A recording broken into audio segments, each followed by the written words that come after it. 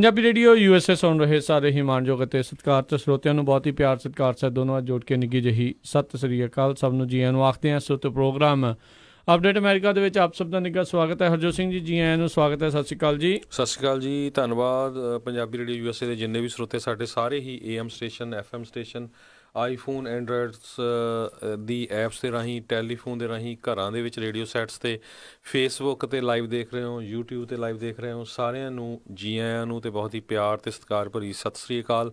ਸਰੋਤਿਓ, ਅੱਜ ਫਰਵਰੀ ਦੀ 26 ਤਰੀਕ ਆ ਅਤੇ ਦਿਨ ਜਿਹੜਾ ਆ ਉਹ ਮੰਗਲਵਾਰ ਆ ਜੀ। ਪ੍ਰੋਗਰਾਮ ਸ਼ੁਰੂ ਕਰਨ ਤੋਂ ਪਹਿਲਾਂ ਸਾਡੇ ਅੱਜ ਦੇ ਸਪਾਂਸਰਸ ਦਾ ਧੰਨਵਾਦ ਕਰਦੇ ਚਾਹੁੰਦੇ ਹਾਂ। ਖਾਲਸਾ ਇੰਸ਼ੋਰੈਂਸ ਏਜੰਸੀ ਵਾਲੇ, ਜੋ ਕਿ 1992 ਤੋਂ ਇਸ ਇੰਸ਼ੋਰੈਂਸ ਦੇ ਬਿਜ਼ਨਸ ਦੇ ਵਿੱਚ ਹਨ। ਆਲਮੋਸਟ ਸਾਰੇ ਸੂਬਿਆਂ ਦੇ ਵਿੱਚ ਇੰਸ਼ੋਰੈਂਸ ਕਰਦੇ ਨੇ। ਕਿਸੇ ਵੀ ਤਰੀਕੇ ਦੀ ਇੰਸ਼ੋਰੈਂਸ ਦੇ ਲਈ, ਕਮਰਸ਼ੀਅਲ ਇੰਸ਼ੋਰੈਂਸ ਦੇ ਲਈ, ਵਰਕਰ ਕੌਮ ਦੇ ਲਈ ਅੱਜ ਹੀ ਇਹਨਾਂ ਨੂੰ ਕਾਲ ਕਰੋ 408 272 2500 ਦੇ ਉੱਤੇ। ਇਸ ਦੇ ਨਾਲ ਨਾਲ Santokh Singh, Paramjit Kaur Basi Fremont, Manjit Singh, Narinder Kaur Kalar Clovis, Binder Dhaliwal, Raminder Basra, Gurmel Laddar, Bakersfield, Amarjit Singh Stockton, Karnail Singh Randhawa Sacramento, Satnam Singh, Gurvinder Singh Yuba City, two trucking Fresno, Jagtar Singh, Ravinder Singh Beesla ਪਰਿਵਾਰ Fresno, Boota Singh Johal Lynnwood, Coast Hyundai trailer dealership ਜਿਨ੍ਹਾਂ ਨੇ ਆਪਣੀ ਨਵੀਂ ਲੋਕੇਸ਼ਨ ਫਰੈਜ਼ਨੋ ਦੇ ਵਿੱਚ ਖੋਲ੍ਹ ਦਿੱਤੀ ਹੋਈ ਆ। ਇਹਨਾਂ ਦੇ ਕੋਲੋਂ ਤੁਸੀਂ ਹੰਡਾਈ ਦੇ ਡਰਾਈਵ ਵੈਨ, ਰੀਫਰ, ਟ੍ਰੇਲਰਸ ਖਰੀਦ ਸਕਦੇ ਹੋ। ਹੋਰ ਵੀ ਮੇਕ ਮਾਡਲ ਦੇ ਇਨਵੈਂਟੋਰੀ ਆ। ਇਹ ਫਾਈਨੈਂਸਿੰਗ ਵੀ ਕਰਦੇ ਹਨ। ਕਾਲ 909 786 8008 ਦੇ ਉੱਤੇ। ਇਹਨਾਂ ਸਾਰਿਆਂ ਦਾ ਬਹੁਤ ਬਹੁਤ ਧੰਨਵਾਦ। ਜੇਕਰ ਤੁਸੀਂ ਜਾਂ ਕੋਈ ਹੋਰ ਕਾਰੋਬਾਰ ਇਸ ਪ੍ਰੋਗਰਾਮ ਨੂੰ ਸਪੋਂਸਰ ਕਰਨਾ ਚਾਹੁੰਦੇ ਹੋ, ਸੰਪਰਕ ਕਰੋ 408 722 7698 ਦੇ ਉੱਤੇ ਜੀ। ਅਤੇ ਅੱਜ ਦੀਆਂ ਖਬਰਾਂ ਵੱਲ ਆਈਏ। ਅੱਜ ਸਾਡੇ ਜਿਹੜੇ ਪ੍ਰੈਜ਼ੀਡੈਂਟ ਆ ਡੋਨਲਡ ਟਰੰਪ, ਉਹ ਨਾਰਥ ਕੋਰੀਆ ਦੇ ਜਿਹੜੇ ਲੀਡਰ ਹੈਗੇ ਆ ਕਿਮ ਜੋਂਗ ਉਨ, ਉਹਨਾਂ ਨੂੰ ਕੁਛ ਘੰਟਿਆਂ ਦੇ ਵਿੱਚ ਜਿਹੜਾ ਆ ਮਿਲਣ ਜਾ ਰਹੇ ਹੈਗੇ ਆ। ਵੀਅਤਨਾਮ ਦੇ ਵਿੱਚ ਜਿਹੜੀ ਹਨੋਈ ਦੇ ਵਿੱਚ ਸੈਕੰਡ ਸਮਿਟ ਜਿਹੜੀ ਹੋ ਰਹੀ ਹੈਗੀ ਆ। ਸੋ USA ਦਾ ਸਟੈਂਡ ਇਹ ਹੈਗਾ ਆ ਵੀ ਜਿਹੜਾ ਨਾਰਥ ਕੋਰੀਆ ਆ ਉਹਨੂੰ ਜਿਹੜਾ ਆ ਆਪਣੇ ਨਿਊਕਲੀਅਰ ਵੈਪਨਸ ਜਿਹੜੇ ਆ ਉਹਨਾਂ ਨੂੰ ਵੰਡਣ ਜਾਂ ਖ਼ਤਮ ਕਰ ਦੇਣਾ ਚਾਹੀਦਾ ਹੈਗਾ ਆ।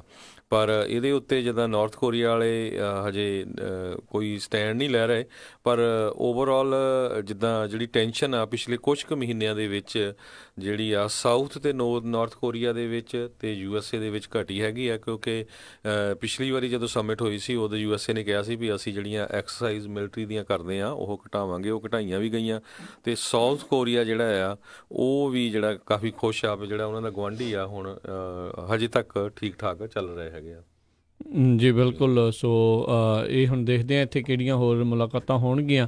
ਅਤੇ ਜਿਹੜੇ ਆਲਰੇਡੀ ਰਾਸ਼ਟਰਪਤੀ ਟਰੰਪ ਕੱਲ੍ਹ ਇੱਥੇ ਜਿਹੜੇ ਆ ਵੀਅਤਨਾਮ ਨੂੰ ਜਿਹੜਾ ਰਵਾਨਗੀ ਉਹਨਾਂ ਨੇ ਕਰ ਲਈ ਸੀ। ਅਤੇ ਉੱਧਰ ਨਾਰਥ ਕੋਰੀਆ ਦਾ ਲੀਡਰ ਕਹਿੰਦੇ ਆਪਣੀ ਸਪੈਸ਼ਲ ਟ੍ਰੇਨ ਦੇ ਉੱਤੇ ਜਿਹੜਾ ਉੱਥੇ ਪਹੁੰਚਿਆ ਆ। 2500 ਮੀਲ ਦਾ ਸਫ਼ਰ ਤੈਅ ਕਰਦਿਆ ਹੋਇਆ ਨਾਰਥ ਕੋਰੀਆ ਤੋਂ ਵੀਅਤਨਾਮ ਤੱਕ ਚਾਈਨਾ ਦੇ ਵਿੱਚੋਂ ਹੁੰਦਾ ਹੋਇਆ ਪਹੁੰਚਿਆ। ਅਤੇ ਅਖੀਰਲਾ ਜਿਹੜਾ ਪੜਾਅ ਆ ਉਸਨੇ ਆਈ ਥਿੰਕ ਆਈਦਰ ਸ਼ਿਪ ਦੇ ਉੱਤੇ ਅਤੇ ਜਿਹੜਾ ਉਹ ਤੈਅ ਕੀਤਾ ਹੈ। ਅਤੇ ਸੋ ਉਹ ਵਿਸ਼ੇਸ਼ ਤੌਰ ਦੇ ਉੱਤੇ ਉੱਦਾਂ ਪਹੁੰਚੇ। ਜਹਾਜ਼ 'ਤੇ ਘੱਟ ਹੀ ਜਿਹੜਾ ਚੜ੍ਹਦਾ ਉਹਨਾਂ ਨੂੰ ਇਹੀ ਡਰ ਹੋਣਾ ਕਿਤੇ ਵੀ ਪਤਾ ਨਹੀਂ ਉੱਤੋਂ ਹੀ ਜਿਹੜਾ ਕੋਈ ਲਾਹ ਕੇ ਜਿਹੜਾ ਉਹਨੂੰ ਨਾਲ ਨਾ ਲੈ ਜਾਵੇ। ਸੋ ਇੱਦਾਂ ਜਿਹੜਾ ਹੋਇਆ ਆ। ਅਤੇ ਚਾਈਨਾ ਦੇ ਵਿੱਚ ਉਹਨੂੰ ਸੇਫ ਪੈਸੇਜ ਕਿਉਂਕਿ ਮਿਲਦਾ ਆ, ਇਸ ਲਈ ਉਸ ਦੇ ਜ਼ਰੀਏ ਜਿਹੜਾ ਉਹ ਹਮੇਸ਼ਾ ਉੱਧਰੋਂ ਦੀ ਜਾਂਦਾ ਆ। ਸੋ ਇਹ ਹੁਣ ਦੇਖਦੇ ਹਾਂ ਵੀ ਕੀ ਜਿਹੜੀ ਉੱਥੇ ਗੱਲਬਾਤ ਜਿਹੜੀ ਹੋਵੇਗੀ। ਅਤੇ ਜਿਹੜੇ ਉੱਥੇ ਦੇ ਲੋਕਲ ਜਿਹੜਾ ਸਮਾਂ ਬੁੱਧਵਾਰ ਦੇ ਹਿਸਾਬ ਦੇ ਨਾਲ 27-28 ਤਰੀਕ ਜਿਹੜੀ 2 ਦਿਨ ਦੀ ਜਿਹੜੀ ਇਹ ਸਮਿਟ ਆ ਉੱਥੇ ਕਹਿੰਦੇ ਆ ਉੱਥੇ ਉਹ ਚੱਲੇਗੀ। ਅਮਰੀਕਾ ਦਾ ਵੀ ਪੂਰਾ ਆਪਣਾ ਲਾਮ ਲਸ਼ਕਰ ਜਿਹੜਾ ਲੈ ਕੇ ਰਾਸ਼ਟਰਪਤੀ ਟਰੰਪ ਆਪਣੇ ਲਾਮ ਲਸ਼ਕਰ ਦੇ ਨਾਲ ਕਿਤੇ ਨਾ ਕਿਤੇ ਜਿਹੜੇ ਉੱਥੇ ਪਹੁੰਚੇ ਨੇ। ਕਿਹੜੀ ਗੱਲ ਜਿਹੜੀ ਉੱਥੋਂ ਮਨਾਉਣ ਦੇ ਵਿੱਚ ਉਹ ਕਾਮਯਾਬ ਹੋਣਗੇ ਅਤੇ ਜਾਂ ਨਾਰਥ ਕੋਰੀਆ ਵਾਲਾ ਕਿਹੜੀਆਂ ਹੋਰ ਡਿਮਾਂਡ ਜਾਂ ਮੰਗਾਂ ਜਿਹੜੀਆਂ ਉਹ ਆਪਣੀਆਂ ਉਹ ਰੱਖਦਾ ਆ। ਇਹ ਹੁਣ ਸਾਰਿਆਂ ਦੇ ਚਰਚਾ ਦਾ ਵਿਸ਼ਾ ਤਾਂ ਬਣਿਆ ਆ। ਬਾਕੀ ਜੋ ਹੋਊਗਾ, ਇੱਕ ਪਾਸੇ ਜਿਹੜੇ ਫਰੀ ਵਰਲਡ ਦਾ ਲੀਡਰ ਡੋਨਲਡ ਟਰੰਪ ਆ ਅਤੇ ਦੂਜੇ ਪਾਸੇ ਨਾਰਥ ਕੋਰੀਆ ਦਾ ਡਿਕਟੇਟਰ ਕਿਮ ਜੋਂਗ ਉਨ ਆ, ਉਹ ਦੇਖਦੇ ਹਾਂ ਕੀ ਜਿਹੜਾ ਆਪਣੇ ਪੁਰਖਿਆਂ ਦੀਆਂ ਗੱਲਾਂ ਹੀ ਜਿਹੜਾ ਕਰੂਗਾ, ਦੁਹਰਾਊਗਾ ਜਾਂ ਇਹ ਵਾਕਿਆ ਹੀ ਕੋਈ ਤਬਦੀਲੀ ਜਿਹੜੀ ਉਹ ਲੈ ਕੇ ਆਊਗਾ। ਕਿਉਂਕਿ ਇਹਦੇ ਪੁਰਖਿਆਂ ਨੇ ਵੀ ਇਹੀ ਕੁਛ ਗੱਲਾਂ ਬਾਤਾਂ ਕਰਦੇ ਰਹੇ ਨੇ, ਪਰ ਹਮੇਸ਼ਾ ਪਿੱਠ ਦੇ ਵਿੱਚ ਛੁਰਾ ਜਿਹੜਾ ਬਾਅਦ 'ਚ ਖੋਪਦੇ ਰਹੇ ਨੇ ਗੱਲਾਂ ਕਰਕੇ, ਫਿਰ ਉਹ ਪਿੱਛੇ ਜਿਹੜਾ ਹਟ ਜਾਂਦੇ ਰਹੇ। ਇਹ ਦੇਖਣ ਵਾਲੀ ਗੱਲ ਰਹੂਗੀ ਵੀ ਇਹ ਜਿਹੜਾ ਕਿਮ ਜੋਂਗ ਉਨ ਆ ਉਹ ਹੁਣ ਕਿੱਦਾਂ ਦਾ ਵਰਤਾਰਾ ਜਿਹੜਾ ਉਹ ਅੱਗੇ ਕਰੂਗਾ। ਕਿ ਜਿਹੜੇ ਬਾਕੀਆਂ ਦੇ ਵਾਂਗੂ ਉਹ ਲੋਕਾਂ ਦੀਆਂ ਅੱਖਾਂ ਦੇ ਵਿੱਚ ਘੱਟਾ ਹੀ ਪਾ ਕੇ ਜਾਊਗਾ। ਜੀ ਸੋ ਬਿਲਕੁਲ CNN ਦੇ ਰਿਪੋਰਟਸ ਦੇ ਮੁਤਾਬਕ ਕਹਿੰਦੇ ਵੀ ਮੈਟਰੋਪੋਲ ਹੋਟਲ ਜਿਹੜਾ ਹੈਗਾ ਆ ਉੱਥੇ ਜਿਹੜੇ ਵੀਤਨਾਮੀਜ਼ ਮਿਲਟਰੀ ਦੇ ਆਫੀਸ਼ੀਅਲਸ ਆ ਉਹ ਸਿਕਿਉਰਿਟੀ ਸਵੀਪ ਕਰ ਰਹੇ ਸੀ। ਬਹੁਤ ਸਾਰੇ ਜਿਹੜੇ ਮੈਟਲ ਡਿਟੈਕਟਰਸ ਆ ਉਹਨਾਂ ਦੇ ਨਾਲ ਸਾਰਾ ਹੀ ਹੋਟਲ ਜਿਹੜਾ ਆ ਉਹਨੂੰ ਚੈੱਕ ਕੀਤਾ ਜਾ ਰਿਹਾ ਹੈਗਾ। ਅਤੇ ਪ੍ਰੈਜ਼ੀਡੈਂਟ ਡੋਨਲਡ ਟਰੰਪ ਜਿਹੜੇ ਆ ਉਹ ਵੀਤਨਾਮ ਦੇ ਜਿਹੜੇ ਆਫੀਸ਼ੀਅਲਸ ਆ ਉਹਨਾਂ ਦੇ ਨਾਲ ਵੀ ਮਿਲੇ ਜਦੋਂ ਹੀ ਉਹ ਲੈਂਡ ਹੋਏ। ਮਾਈ ਡੋਂਗ ਜਿਹੜਾ director general of department of state protocol minister of foreign affair ਆ ਉਹਨੂੰ ਮਿਲੇ। ਡੈਨੀਅਲ ਕ੍ਰਿੰਟਬ੍ਰਿੰਕ ਜਿਹੜਾ ਹੈਗਾ ਅੰਬੈਸਡਰ ਆਪਣੀ ਵਾਈਫ ਦੇ ਨਾਲ US ਦਾ ਅੰਬੈਸਡਰ ਉੱਥੇ ਸੀ। ਹਾਕਿਮ ਨੌਕ ਜਿਹੜਾ ਅੰਬੈਸਡਰ ਸੋਸ਼ਲਿਸਟ ਰਿਪਬਲਿਕ ਵੀਤਨਾਮ ਦਾ ਹੈਗਾ ਆ। ਇਸੇ ਤਰ੍ਹਾਂ ਜਿਹੜਾ ਡਿਪਟੀ ਚੀਫ ਆਫ ਮਿਸ਼ਨ ਕੈਰੀਨ ਮੈਕਲੈਂਡ ਅਤੇ ਨੂਇਨ ਚੁੰਗ ਚੇਅਰਮੈਨ ਜਿਹੜੇ ਆ ਪੀਪਲਜ਼ ਕਮੇਟੀ ਆਫ ਹੁਨਾਏ ਉੱਥੇ ਵੀ ਜਿਹੜੇ ਮਿਲੇ ਹੈਗੇ ਆ। ਸੋ ਯੂਨੀਫਾਰਮਡ ਸੋਲਜਰ ਜਿਹੜੇ ਸੀਗੇ ਉਹਨਾਂ ਨੇ ਰੈੱਡ ਕਾਰਪੇਟ ਦੇ ਨਾਲ ਪ੍ਰੈਜ਼ੀਡੈਂਟ ਡੋਨਲਡ ਟਰੰਪ ਆ ਜਿਹੜਾ ਉਹਨਾਂ ਦਾ ਸਵਾਗਤ ਕੀਤਾ। ਜੀ ਸੋ ਇੱਧਰ ਇੱਕ ਪਾਸੇ ਜਿਹੜੇ ਰਾਸ਼ਟਰਪਤੀ ਟਰੰਪ ਜਿਹੜੇ ਹਰਜੋਤ ਸਿੰਘ ਜੀ ਬਾਹਰ ਵੀਅਤਨਾਮ ਦੇ ਵਿੱਚ ਜਾ ਕੇ ਉੱਥੇ ਮੁਲਾਕਾਤ ਕਰ ਰਹੇ ਉੱਥੋਂ ਦੇ ਨਾਰਥ ਕੋਰੀਆ ਦੇ ਡਿਕਟੇਟਰ ਦੇ ਨਾਲ, ਅਤੇ ਉੱਧਰ ਜਿਹੜੇ ਅਮਰੀਕਾ ਦੇ ਵਿੱਚ ਉਹਨਾਂ ਦੇ ਖਿਲਾਫ ਵੀ ਜਿਹੜੀ ਹਲਚਲ ਆ ਜਿਹੜੀ ਉਹ ਇਸ ਟਾਈਮ ਚੱਲ ਰਹੀ ਆ। ਉੱਧਰ ਜਿਹੜੇ ਪੌਲ ਮੈਨਾਫੋਰਟ ਜਿਹੜੇ ਰਾਸ਼ਟਰਪਤੀ ਟਰੰਪ ਦੇ ਕੈਂਪੇਨ ਦਾ ਚੇਅਰਮੈਨ ਜਿਹੜਾ ਰਿਹਾ ਆ ਉਸ ਨੂੰ ਜਿਹੜੀ ਆ ਕਹਿੰਦੇ ਜਲਦ ਹੀ ਜਿਹੜੀ ਸਜ਼ਾ ਸੁਣਾਈ ਜਾ ਸਕਦੀ ਹੈ। ਸਪੈਸ਼ਲ ਇਨਵੈਸਟੀਗੇਟਰ ਜਿਹੜੇ ਮਿਊਲਰ ਅਤੇ ਉਹਨਾਂ ਦੀ ਟੀਮ ਉਹਨਾਂ ਦੇ ਦੁਆਰਾ ਉਸ ਨੂੰ ਘੱਟੋ ਘੱਟ 10 ਸਾਲ ਦੀ ਜਿਹੜੀ ਸਖਤ ਸਜ਼ਾ ਦੀ ਮੰਗ ਜਿਹੜੀ ਉਸ ਦੇ ਖਿਲਾਫ ਰੱਖੀ ਗਈ ਹੈ, ਕਿਉਂਕਿ ਕਹਿੰਦੇ ਵੀ ਉਸ ਨੇ ਜਿਹੜੀ ਪਲੀ ਡੀਲ ਹੋਣ ਦੇ ਬਾਵਜੂਦ ਵੀ ਬਾਰ-ਬਾਰ ਜਿਹੜਾ ਉਹ ਝੂਠ ਬੋਲਿਆ ਅਤੇ ਜਿਹੜੀਆਂ ਕ੍ਰਿਮੀਨਲ ਐਕਟੀਵਿਟੀਜ਼ ਉਹ ਕਰਦਾ ਰਿਹਾ ਆ ਉਸ ਨੂੰ ਲੁਕਾਉਣ ਦੀ ਕੋਸ਼ਿਸ਼ ਕੀਤੀ ਆ। ਇੱਕ ਟਾਈਮ ਦੇ ਉੱਤੇ ਰਾਸ਼ਟਰਪਤੀ ਟਰੰਪ ਦੀ ਸੱਜੀ ਬਾਂਹ ਜਾਂ ਉਹਨਾਂ ਦਾ ਜਿਹੜਾ ਫਿਕਸਰ ਜਾਂ ਉਹਨਾਂ ਨੂੰ ਅਟਰਨੀ ਜਿਹੜਾ ਆ ਮਾਈਕਲ ਕੋਹਨ ਉਹ ਜਿਹੜਾ ਰਿਹਾ ਆ ਉਸ ਨੂੰ ਵੀ ਕਹਿੰਦੇ ਆ ਉਹ ਇੱਕ ਵਾਰੀ ਫੇਰ ਕਮੇਟੀ ਦੇ ਸਾਹਮਣੇ ਜਿਹੜਾ ਉਹ ਪੇਸ਼ ਕੀਤਾ ਜਾ ਸਕਦਾ ਆ। ਅਤੇ ਕਹਿੰਦੇ ਵੀ once a keeper of Donald Trump's secret ਉਹ ਕਹਿੰਦੇ ਆ ਵੀ ਪਲਾਨ ਕਰ ਰਿਹਾ ਆ ਰਾਸ਼ਟਰਪਤੀ ਟਰੰਪ ਨੂੰ ਕ੍ਰਿਮੀਨਲ ਕੰਡਕਟ ਦੇ ਜਿਹੜੇ ਆ ਦੋਸ਼ ਲਾਉਣ ਦੇ ਉੱਤੇ। ਸੋ ਇਹ ਕਹਿੰਦੇ ਵੀ ਇਹ ਉਸੇ ਟਾਈਮ ਹੀ ਹੋ ਰਿਹਾ ਹੈ ਜਦੋਂ ਜਿਹੜੇ ਰਾਸ਼ਟਰਪਤੀ ਟਰੰਪ ਇੱਕ ਪਾਸੇ ਵੀਅਤਨਾਮ ਦੇ ਵਿੱਚ ਹੈਨੋਈ ਦੇ ਵਿੱਚ ਜਾ ਕੇ ਨਾਰਥ ਕੋਰੀਆ ਦੇ ਡਿਕਟੇਟਰ ਕਿਮ ਜੋਂਗ ਉਨ ਨੂੰ ਜਿਹੜੇ ਆ ਉਹ ਮਿਲਣ ਦੇ ਲਈ ਉੱਧਰ ਗਏ ਹੋਏ ਨੇ। ਸੋ ਕੋਹਨ ਕਹਿੰਦੇ ਆ ਵੀ ਆਪਣੀ ਟੈਸਟੀਮੋਨੀ ਜਿਹੜੀ ਉਹ ਪਲਾਨ ਕਰ ਰਿਹਾ। ਇਹ ਵੀ ਬਿਲਕੁਲ ਸਹੀ ਮੌਕਾ ਜਿਹੜਾ ਉਹ ਲੱਭ ਰਿਹਾ ਆ ਵੀ ਕਿਸੇ ਦਾ ਉਸ ਟਾਈਮ ਦੇ ਉੱਤੇ ਜਿਹੜੀ ਖਬਰਾਂ ਦੇ ਵਿੱਚ ਆਇਆ ਜਾਵੇ ਜਦੋਂ ਦੂਜੇ ਪਾਸੇ ਜਿਹੜੀਆਂ ਚਰਚਾਵਾਂ ਜਿਹੜੀਆਂ ਆ ਹੋਰ ਖਬਰਾਂ ਦੀਆਂ ਤੇਜ਼ ਜਿਹੜੀਆਂ ਉਹ ਹੋ ਰਹੀਆਂ ਨੇ। ਇਹ ਇੱਕ ਵਾਰੀ ਕਈ ਵਾਰੀ ਇਨਫੈਕਟ ਕਮੇਟੀ ਦੇ ਸਾਹਮਣੇ ਪੇਸ਼ ਹੋਣ ਤੋਂ ਇਨਕਾਰ ਵੀ ਜਿਹੜਾ ਉਹ ਕਰ ਚੁੱਕਾ ਆ। ਪਹਿਲੋਂ ਮਾਈਕਲ ਕੋਹਨ ਨੇ ਕਿਹਾ ਸੀਗਾ ਵੀ ਮੈਂ ਸਾਰੇ ਜਨਤਕ ਰੂਪ ਦੇ ਵਿੱਚ ਆਪਣੀ ਟੈਸਟੀਮੋਨੀ ਦਊਂਗਾ, ਫਿਰ ਉਸਨੇ ਕਿਹਾ ਵੀ ਨਹੀਂ ਮੈਂ ਨਿੱਜੀ ਤੌਰ ਦੇ ਉੱਤੇ ਕਮੇਟੀ ਦੇ ਸਾਹਮਣੇ ਜਿਹੜੀ ਉਹ ਟੈਸਟੀਮੋਨੀ ਦਊਂਗਾ, ਆਪਣੇ ਬਿਆਨ ਦਾਖਲ ਕਰਾਊਂਗਾ, ਪਰ ਬਾਅਦ ਦੇ ਵਿੱਚ ਉਸ ਤੋਂ ਵੀ ਉਹ ਮੁੱਕਰ ਗਿਆ ਸੀ। ਅਤੇ ਹੁਣ ਇੱਕ ਵਾਰੀ ਫਿਰ ਇਹ ਕਹਿ ਰਿਹਾ ਆ ਵੀ ਮੈਂ ਜਿਹੜਾ ਟੈਸਟੀਫਾਈ ਜਿਹੜਾ ਕਰਨ ਦੇ ਲਈ ਤਿਆਰ ਹਾਂ, ਬਿਆਨ ਦਰਜ ਕਰਾਉਣ ਦੇ ਲਈ ਤਿਆਰ ਹਾਂ। ਅਤੇ ਇਹ ਪਲਾਨ ਕਰ ਰਿਹਾ ਹੈ ਰਾਸ਼ਟਰਪਤੀ ਟਰੰਪ ਦੇ ਉੱਤੇ ਜਿਹੜੇ ਅਪਰਾਧਿਕ ਕੰਡਕਟ ਜਿਹੜੇ ਆ ਉਹ ਕਰਨ ਦੇ। ਸੋ ਦੇਖਦੇ ਹਾਂ ਵੀ ਇਸ ਦੇ ਵਿੱਚ ਹੋਰ ਕਿਹੜੀਆਂ ਗੱਲਾਂ ਜਿਹੜੀਆਂ ਉਹ ਲੈ ਕੇ ਉਹ ਸਾਹਮਣੇ ਆਊਗਾ। ਸੋ ਬਿਲਕੁਲ ਇਹਦੇ ਸੰਬੰਧ ਦੇ ਵਿੱਚ ਸੈਨੇਟਰ ਰਿਚਰਡ ਬਰਡ ਜਿਹੜੇ ਹੈਗੇ ਆ ਰਿਪਬਲਿਕਨ ਨਾਰਥ ਕੈਰੋਲੀਨਾ ਤੋਂ, ਜਦੋਂ ਉਹਨਾਂ ਨੂੰ ਪੁੱਛਿਆ ਗਿਆ ਵੀ ਇਹ ਬੰਦੇ ਨੇ ਤਾਂ ਕਾਂਗਰਸ ਦੇ ਕੋਲ ਕਨਫੈਸ ਕੀਤਾ ਸੀ ਵੀ ਉਹ ਝੂਠ ਬੋਲ ਰਿਹਾ ਸੀ, ਵੀ ਤੁਸੀਂ as a chairman senate intelligence committee ਦੇ ਪੈਨਲ ਦੇ ਉਹ ਤੋਂ ਕੀ ਲੱਭਣਾ ਚਾਹੁੰਦੇ ਆ। ਕਹਿੰਦੇ ਵੀ ਮੈਂ ਜਿਹੜਾ ਆ ਸੱਚ ਉਹ ਤੋਂ ਲੱਭਣਾ ਚਾਹੁੰਦਾ ਹੈਗਾ। ਬੁੱਧਵਾਰ ਨੂੰ 10 ਵਜੇ ਈਸਟਰਨ ਟਾਈਮ ਦੇ ਉੱਤੇ ਉਹਨਾਂ ਦੀ ਜਿਹੜੀ ਹੀਅਰਿੰਗ ਆ ਉਹ ਸਕੈਜੂਅਲ ਹੋਊਗੀ। ਬਿਲਕੁਲ। ਸੋ ਕੱਲ੍ਹ ਨੂੰ ਜਿਹੜਾ ਇੱਕ ਇਹ ਵੱਡੀਆਂ ਗੱਲਾਂ ਜਿਹੜੀਆਂ ਹੋਰ ਕੀ ਖੁਲਾਸੇ ਜਿਹੜਾ ਉਹ ਕਰਦਾ ਜਾਂ ਕਿਹੜੇ ਕਥਿਤ ਦੋਸ਼ ਜਿਹੜੇ ਆ ਉਹ ਲਾਉਂਦਾ ਆ, ਇਹ ਜਿਹੜੀਆਂ ਗੱਲਾਂ ਹੋਣਗੀਆਂ। ਕਿਤੇ ਨਾ ਕਿਤੇ ਜਿਹੜੇ ਵਿਰੋਧੀ ਧਿਰ ਵਾਲੇ ਆ ਉਹ ਇਸ ਗੱਲ ਤੋਂ ਜਿਹੜੇ ਖੁਸ਼ ਵੀ ਹੋਣਗੇ ਵੀ ਹੋਰ ਪਤਾ ਨਹੀਂ ਇਹਨਾਂ ਨੂੰ ਕਿਹੜੀ ਗੱਲ ਇਨਵੈਸਟੀਗੇਸ਼ਨ ਦੇ ਲਈ ਜਿਹੜੀ ਉੱਥੇ ਲੱਭ ਸਕਦੀ ਆ, ਕਿਉਂਕਿ ਜਿੱਦਾਂ ਆਪਾਂ ਪਿਛਲੇ ਦਿਨਾਂ ਦੇ ਵਿੱਚ ਵੀ ਕਈ ਵਾਰੀ ਜਦੋਂ ਤੋਂ ਹੀ ਰਾਸ਼ਟਰਪਤੀ ਬਣੇ ਨੇ ਬਹੁਤ ਸਾਰੀਆਂ ਗੱਲਾਂ ਇੰਪੀਚਮੈਂਟ ਦੀਆਂ ਜਿਹੜੀਆਂ ਉਹ ਚੱਲ ਰਹੀਆਂ ਆ। ਕੀ ਇੱਦਾਂ ਦੀਆਂ ਗੱਲਾਂ ਉਹ ਸਾਹਮਣੇ ਆਉਣਗੀਆਂ ਜਾਂ ਨਹੀਂ ਆਉਣਗੀਆਂ, ਇਹ ਤਾਂ ਹੁਣ ਸਮੇਂ ਦੇ ਗਰਭ ਦੇ ਵਿੱਚ ਆ। ਜੀ ਸੋ ਬਿਲਕੁਲ ਜਿਹੜਾ ਕੋਹਨ ਆ ਉਹਨੂੰ 3 ਸਾਲਾਂ ਦੀ ਜਿਹੜੀ ਜੇਲ੍ਹ ਹੋਈ ਹੈਗੀ ਆ ਅਤੇ ਉਸ ਨੇ ਮਈ 6 ਨੂੰ ਜਿਹੜਾ ਸਰੈਂਡਰ ਕਰਨਾ ਹੈਗਾ। ਜੀ ਅਗਲੀ ਜਿਹੜੀ ਆ ਹਰਜੋਤ ਸਿੰਘ ਦੀ ਗੱਲ ਕਰਦੇ ਹਾਂ ਆਪਣੇ ਗੁਆਂਢੀ ਮੁਲਕ ਜਿਹੜੇ ਕੈਨੇਡਾ ਤੋਂ ਆ ਰਹੀ ਆ, ਜਿੱਥੇ NDP ਦੇ ਜਿਹੜੇ ਲੀਡਰ ਜਗਮੀਤ ਸਿੰਘ ਆ ਉਹਨਾਂ ਨੇ ਜਿਹੜੀ ਬਰਨ ਬਾਈ ਸਾਊਥ ਦੀ ਬਾਈ ਇਲੈਕਸ਼ਨ ਆ ਉਸ ਦੇ ਵਿੱਚ ਜਿੱਤ ਘੋਸ਼ਿਤ ਜਿਹੜੀ ਉਹ ਕੀਤੀ ਆ। ਸੋ ਜਿਹੜੇ ਨਿਊ ਡੈਮੋਕ੍ਰੇਟ ਪਾਰਟੀ ਦੇ ਜਿਹੜੇ ਲੀਡਰ ਪਿਛਲੇ ਹੀ ਹਾਲ ਹੀ ਜਿਹੜੇ ਕੁਛ ਮਹੀਨੇ ਪਹਿਲਾਂ ਜਿਹੜੇ ਕਹਿ ਲਓ ਵੀ ਉਹ ਚੁਣੇ ਗਏ ਨੇ, ਪਹਿਲੀ ਵਾਰੀ ਕਹਿੰਦੇ ਵੀ ਰੇਸ਼ਲੀ ਜਿਹੜਾ ਆ ਕੋਈ ਬੰਦਾ ਅਦਰ ਦੈਨ ਜਿਹੜੇ ਕੋਕੇਜੀਅਨ ਉਹ ਇਸ ਅਹੁਦੇ ਦੇ ਉੱਤੇ ਜਿਹੜਾ ਪਹੁੰਚਿਆ ਆ। ਅਤੇ ਇਹ ਹੁਣ ਇਹ ਇਲੈਕਸ਼ਨ ਜਿੱਤ ਕੇ, ਇਹ ਬਾਈ ਇਲੈਕਸ਼ਨ ਜਿੱਤ ਕੇ ਜਸਟਿਨ ਟਰੂਡੋ ਨੂੰ ਆਉਣ ਵਾਲੀਆਂ ਫੈਡਰਲ ਇਲੈਕਸ਼ਨ ਦੇ ਵਿੱਚ ਸਿੱਧੀ ਟੱਕਰ ਜਿਹੜੀ ਆ ਉਹ ਦੇ ਸਕਣਗੇ। ਸੋ ਕਹਿੰਦੇ ਆ ਆਸਾਨੀ ਦੇ ਨਾਲ ਅਤੇ ਵੱਡੀ ਜਿਹੜੇ ਵੋਟਾਂ ਦੇ ਫਰਕ ਦੇ ਨਾਲ ਇਹਨਾਂ ਨੇ ਜਿਹੜੀ ਉੱਥੇ ਜਿੱਤ ਬਰਨਬੀ ਦੇ ਵਿੱਚ ਜਿਹੜੀ ਉਹ ਘੋਸ਼ਿਤ ਕੀਤੀ ਆ। ਆਲਰੇਡੀ ਕਹਿੰਦੇ 20,000 ਜਿਹੜੀਆਂ ਕਹਿੰਦੇ ਹਰਜੋਤ ਸਿੰਘ ਜੀ ਵੋਟਾਂ ਕਹਿੰਦੇ ਪਈਆਂ ਨੇ, ਤੇ ਉਦਾਂ 20,000 ਇਹਨਾਂ ਨੂੰ ਪਈਆਂ, 20,000 ਜਿਹੜੀਆਂ ਹਾਂਜੀ, ਤੇ ਜਿਹੜੇ 38% ਦੇ ਕਰੀਬ ਜਿਹੜੀਆਂ ਆ ਵੋਟਾਂ ਉਹ ਇਹ ਲੈ ਕੇ ਗਏ ਹੈਗੇ ਆ। ਤੇ ਕੈਨੇਡਾ ਦੇ ਵਿੱਚ ਜੇ ਦੱਸਦੇ ਜਾਈਏ ਸਰੋਤਾਂ ਨੂੰ, 3 ਮੇਨ ਪਾਰਟੀਆਂ ਹੈਗੀਆਂ, ਇੱਕ NDP ਆ, ਨਿਊ ਡੈਮੋਕ੍ਰੈਟਿਕ ਪਾਰਟੀ, ਇੱਕ ਲਿਬਰਲਸ ਆ, ਇੱਕ ਕੰਜ਼ਰਵੇਟਿਵਸ ਆ, ਇੱਕ ਪੀਪਲਸ ਪਾਰਟੀ ਆਫ ਕੈਨੇਡਾ ਵੀ ਹੈਗੀ ਆ, ਉਹਦੇ ਕੋਲ ਥੋੜ੍ਹੀ ਪਰਸੈਂਟੇਜ ਹੈਗੀ ਆ। ਸੋ ਇੱਥੇ ਬਹੁਤ ਸਾਰਾ ਜਿਹੜਾ ਜ਼ੋਰ ਲੱਗਿਆ ਸੀ ਇਨਡਾਇਰੈਕਟਲੀ ਜਿਹੜਾ ਜਗਮੀਤ ਸਿੰਘ ਨੂੰ ਹਰਾਉਣ ਦੇ ਲਈ। ਇਕੱਲਾ ਕੈਨੇਡਾ ਨਹੀਂ, ਇਹ ਤੋਂ ਬਾਹਰ ਹੋਰ ਜਿਹੜੇ ਮੁਲਕ ਆ ਉਹਨਾਂ ਨੇ ਵੀ ਜ਼ੋਰ ਲਾਇਆ ਹੋਇਆ ਸੀ ਵੀ ਇਹ ਕਿਸੇ ਤਰ੍ਹਾਂ ਜਿੱਤੇ ਨਾ। ਕੈਨੇਡਾ ਦਾ ਜਿਹੜਾ ਵੈਨਕੂਵਰ ਸਨ ਨਿਊਜ਼ਪੇਪਰ ਆ, ਟੋਟਲੀ ਉਹ ਕੰਜ਼ਰਵੇਟਿਵ ਜਿਹੜਾ ਕੈਂਡੀਡੇਟ ਸੀ ਉਹਦੇ ਹੱਕ ਦੇ ਵਿੱਚ ਸੀਗਾ। ਸੋ ਇੱਥੇ ਪਹਿਲਾਂ ਜਿਹੜਾ ਲਿਬਰਲ ਕੈਂਡੀਡੇਟ ਸੀ ਉਸ ਨੇ ਕਾਫੀ ਜਿਹੜਾ ਜਗਮੀਤ ਸਿੰਘ ਦੇ ਉੱਤੇ ਇੱਕ ਤਰ੍ਹਾਂ ਨਾਲ ਵਿਅੰਗ ਕੱਸਿਆ ਸੀ, ਉਹ ਤੋਂ ਬਾਅਦ ਫਿਰ ਉਹਨੂੰ ਰਿਜ਼ਾਈਨ ਦੇਣਾ ਪਿਆ ਤੇ ਉਹਨਾਂ ਪਿੱਛੇ ਹਟਣਾ ਪਿਆ, ਲਿਬਰਲਸ ਨੂੰ ਫਿਰ ਇੱਕ ਹੋਰ ਕੈਂਡੀਡੇਟ ਜਿਹੜਾ ਲੱਭਣਾ ਪਿਆ। ਬਿਲਕੁਲ, ਉਹ ਦੇਖੋ ਇੱਕ ਹਿਸਾਬ ਨਾਲ ਉਹਨਾਂ ਦੇ ਪੈਰ ਦੇ ਵਿੱਚ ਜਿਹੜਾ ਘੁਆੜੇ ਵਾਲਾ ਹੀ ਕੰਮ ਜਿਹੜਾ ਉਸਨੇ ਉਹ ਕੀਤਾ। ਅਤੇ ਕਿਉਂਕਿ ਜਦੋਂ ਨਵਾਂ ਬੰਦਾ ਆਉਂਦਾ ਤਾਂ ਕਿਤੇ ਨਾ ਕਿਤੇ ਲੋਕਾਂ ਦੇ ਵਿੱਚ ਸਿੰਪਥੀ ਵੀ ਆ ਜਾਂਦੀ ਆ, ਅਤੇ ਲੋਕ ਕਹਿੰਦੇ ਆ ਵੀ ਯਾਰ ਇਹ ਤਾਂ ਇੱਦਾਂ ਦੇ ਬਿਆਨ ਦਿੰਦੇ ਆ, ਸੋ ਇੱਦਾਂ ਹੋਊਗਾ। ਸੋ ਤਕਰੀਬਨ 40% ਜਿਹੜੀ ਬਰਨਬੀ ਸਾਊਥ ਇਲੈਕਸ਼ਨ ਦੇ ਵਿੱਚ NDP ਨੂੰ ਜਿਹੜੀ ਉੱਥੇ ਵੋਟ ਪਈ ਹੈ। ਕੰਜ਼ਰਵੇਟਿਵ ਇਸ ਰੇਸ ਦੇ ਵਿੱਚ 3ਜੇ ਨੰਬਰ ਦੇ ਉੱਤੇ ਰਹੇ ਆ, ਜਦ ਕਿ ਬਹੁਤ ਸਾਰੇ ਲੋਕ ਇਹ ਕਿਆਸ ਰਹੀਆਂ ਜਿਹੜੀਆਂ ਉਹ ਲਾ ਰਹੇ ਸੀਗੇ ਵੀ ਕੰਜ਼ਰਵੇਟਿਵ ਸ਼ਾਇਦ ਜਿਹੜਾ ਕਿਸੇ ਤਰੀਕੇ ਦੇ ਨਾਲ ਉੱਥੇ ਕਮਬੈਕ ਜਿਹੜਾ ਉੱਧਰ ਕਰ ਸਕਦੇ ਨੇ। ਸੋ ਜਿਹੜਾ ਆਪਾਂ ਹੁਣ ਰੀਸੈਂਟਲੀ ਓਨਟੈਰੀਓ ਦੇ ਵਿੱਚ ਇਲੈਕਸ਼ਨਾਂ ਜਿਹੜੀਆਂ ਉੱਥੇ ਦੀਆਂ ਹੋਈਆਂ ਸੀਗੀਆਂ ਪ੍ਰੋਵਿੰਸ ਦੀਆਂ, ਉਸ ਦੇ ਵਿੱਚ ਦੇਖਿਆ ਵੀ ਉੱਥੇ ਕੰਜ਼ਰਵੇਟਿਵ ਜਿਹੜੀ ਭਾਰੀ ਮਾਤਰਾ 'ਚ ਆਸਾਨੀ ਦੇ ਨਾਲ ਜਿਹੜੇ ਉੱਧਰ ਜਿੱਤ ਵੀ ਗਏ ਸੀਗੇ, ਵੀ ਇੱਦਾਂ ਲੱਗ ਰਿਹਾ ਸੀਗਾ ਵੀ ਸ਼ਾਇਦ ਵੇਵ ਹੋਊਗੀ। ਪਰ ਕਿਤੇ ਨਾ ਕਿਤੇ ਇੱਦਾਂ ਲੱਗ ਰਿਹਾ ਹਰਜੋਤ ਸਿੰਘ ਜੀ ਲੋਕ ਚਾਹੁੰਦੇ ਨੇ ਵੀ ਜਿਹੜਾ ਟਰੂਡੋ ਦੇ ਖਿਲਾਫ ਇੱਕ ਹੋਰ ਜਿਹੜਾ ਚਿਹਰਾ ਆ ਉਹ ਸਾਹਮਣੇ ਜਿਹੜਾ ਉਹ ਨਜ਼ਰ ਆਵੇ। ਸੋ NDP ਦੇ ਲਈ ਜਗਮੀਤ ਸਿੰਘ ਜਿਹੜਾ ਹੁਣ ਪ੍ਰਾਈਮ ਮਿਨਿਸਟਰ ਕੈਂਡੀਡੇਟ ਦੇ ਵਜੋਂ ਜਿਹੜਾ ਆਉਣ ਵਾਲੀਆਂ ਫੈਡਰਲ ਇਲੈਕਸ਼ਨ 'ਚ ਆ ਸਕਦਾ ਆ। ਇੱਕ ਚੀਜ਼ ਜਿਹੜੀ ਉੱਥੇ ਜ਼ਰੂਰ ਹੋਊਗੀ, ਹੁਣ ਜਿਹੜੇ ਕੈਨੇਡਾ ਦੇ ਸਿੱਖ ਆ ਉਹ ਬੜੇ ਦਚਿੱਤੀ 'ਚ ਜਿਹੜੇ ਉਹ ਫਸਣਗੇ।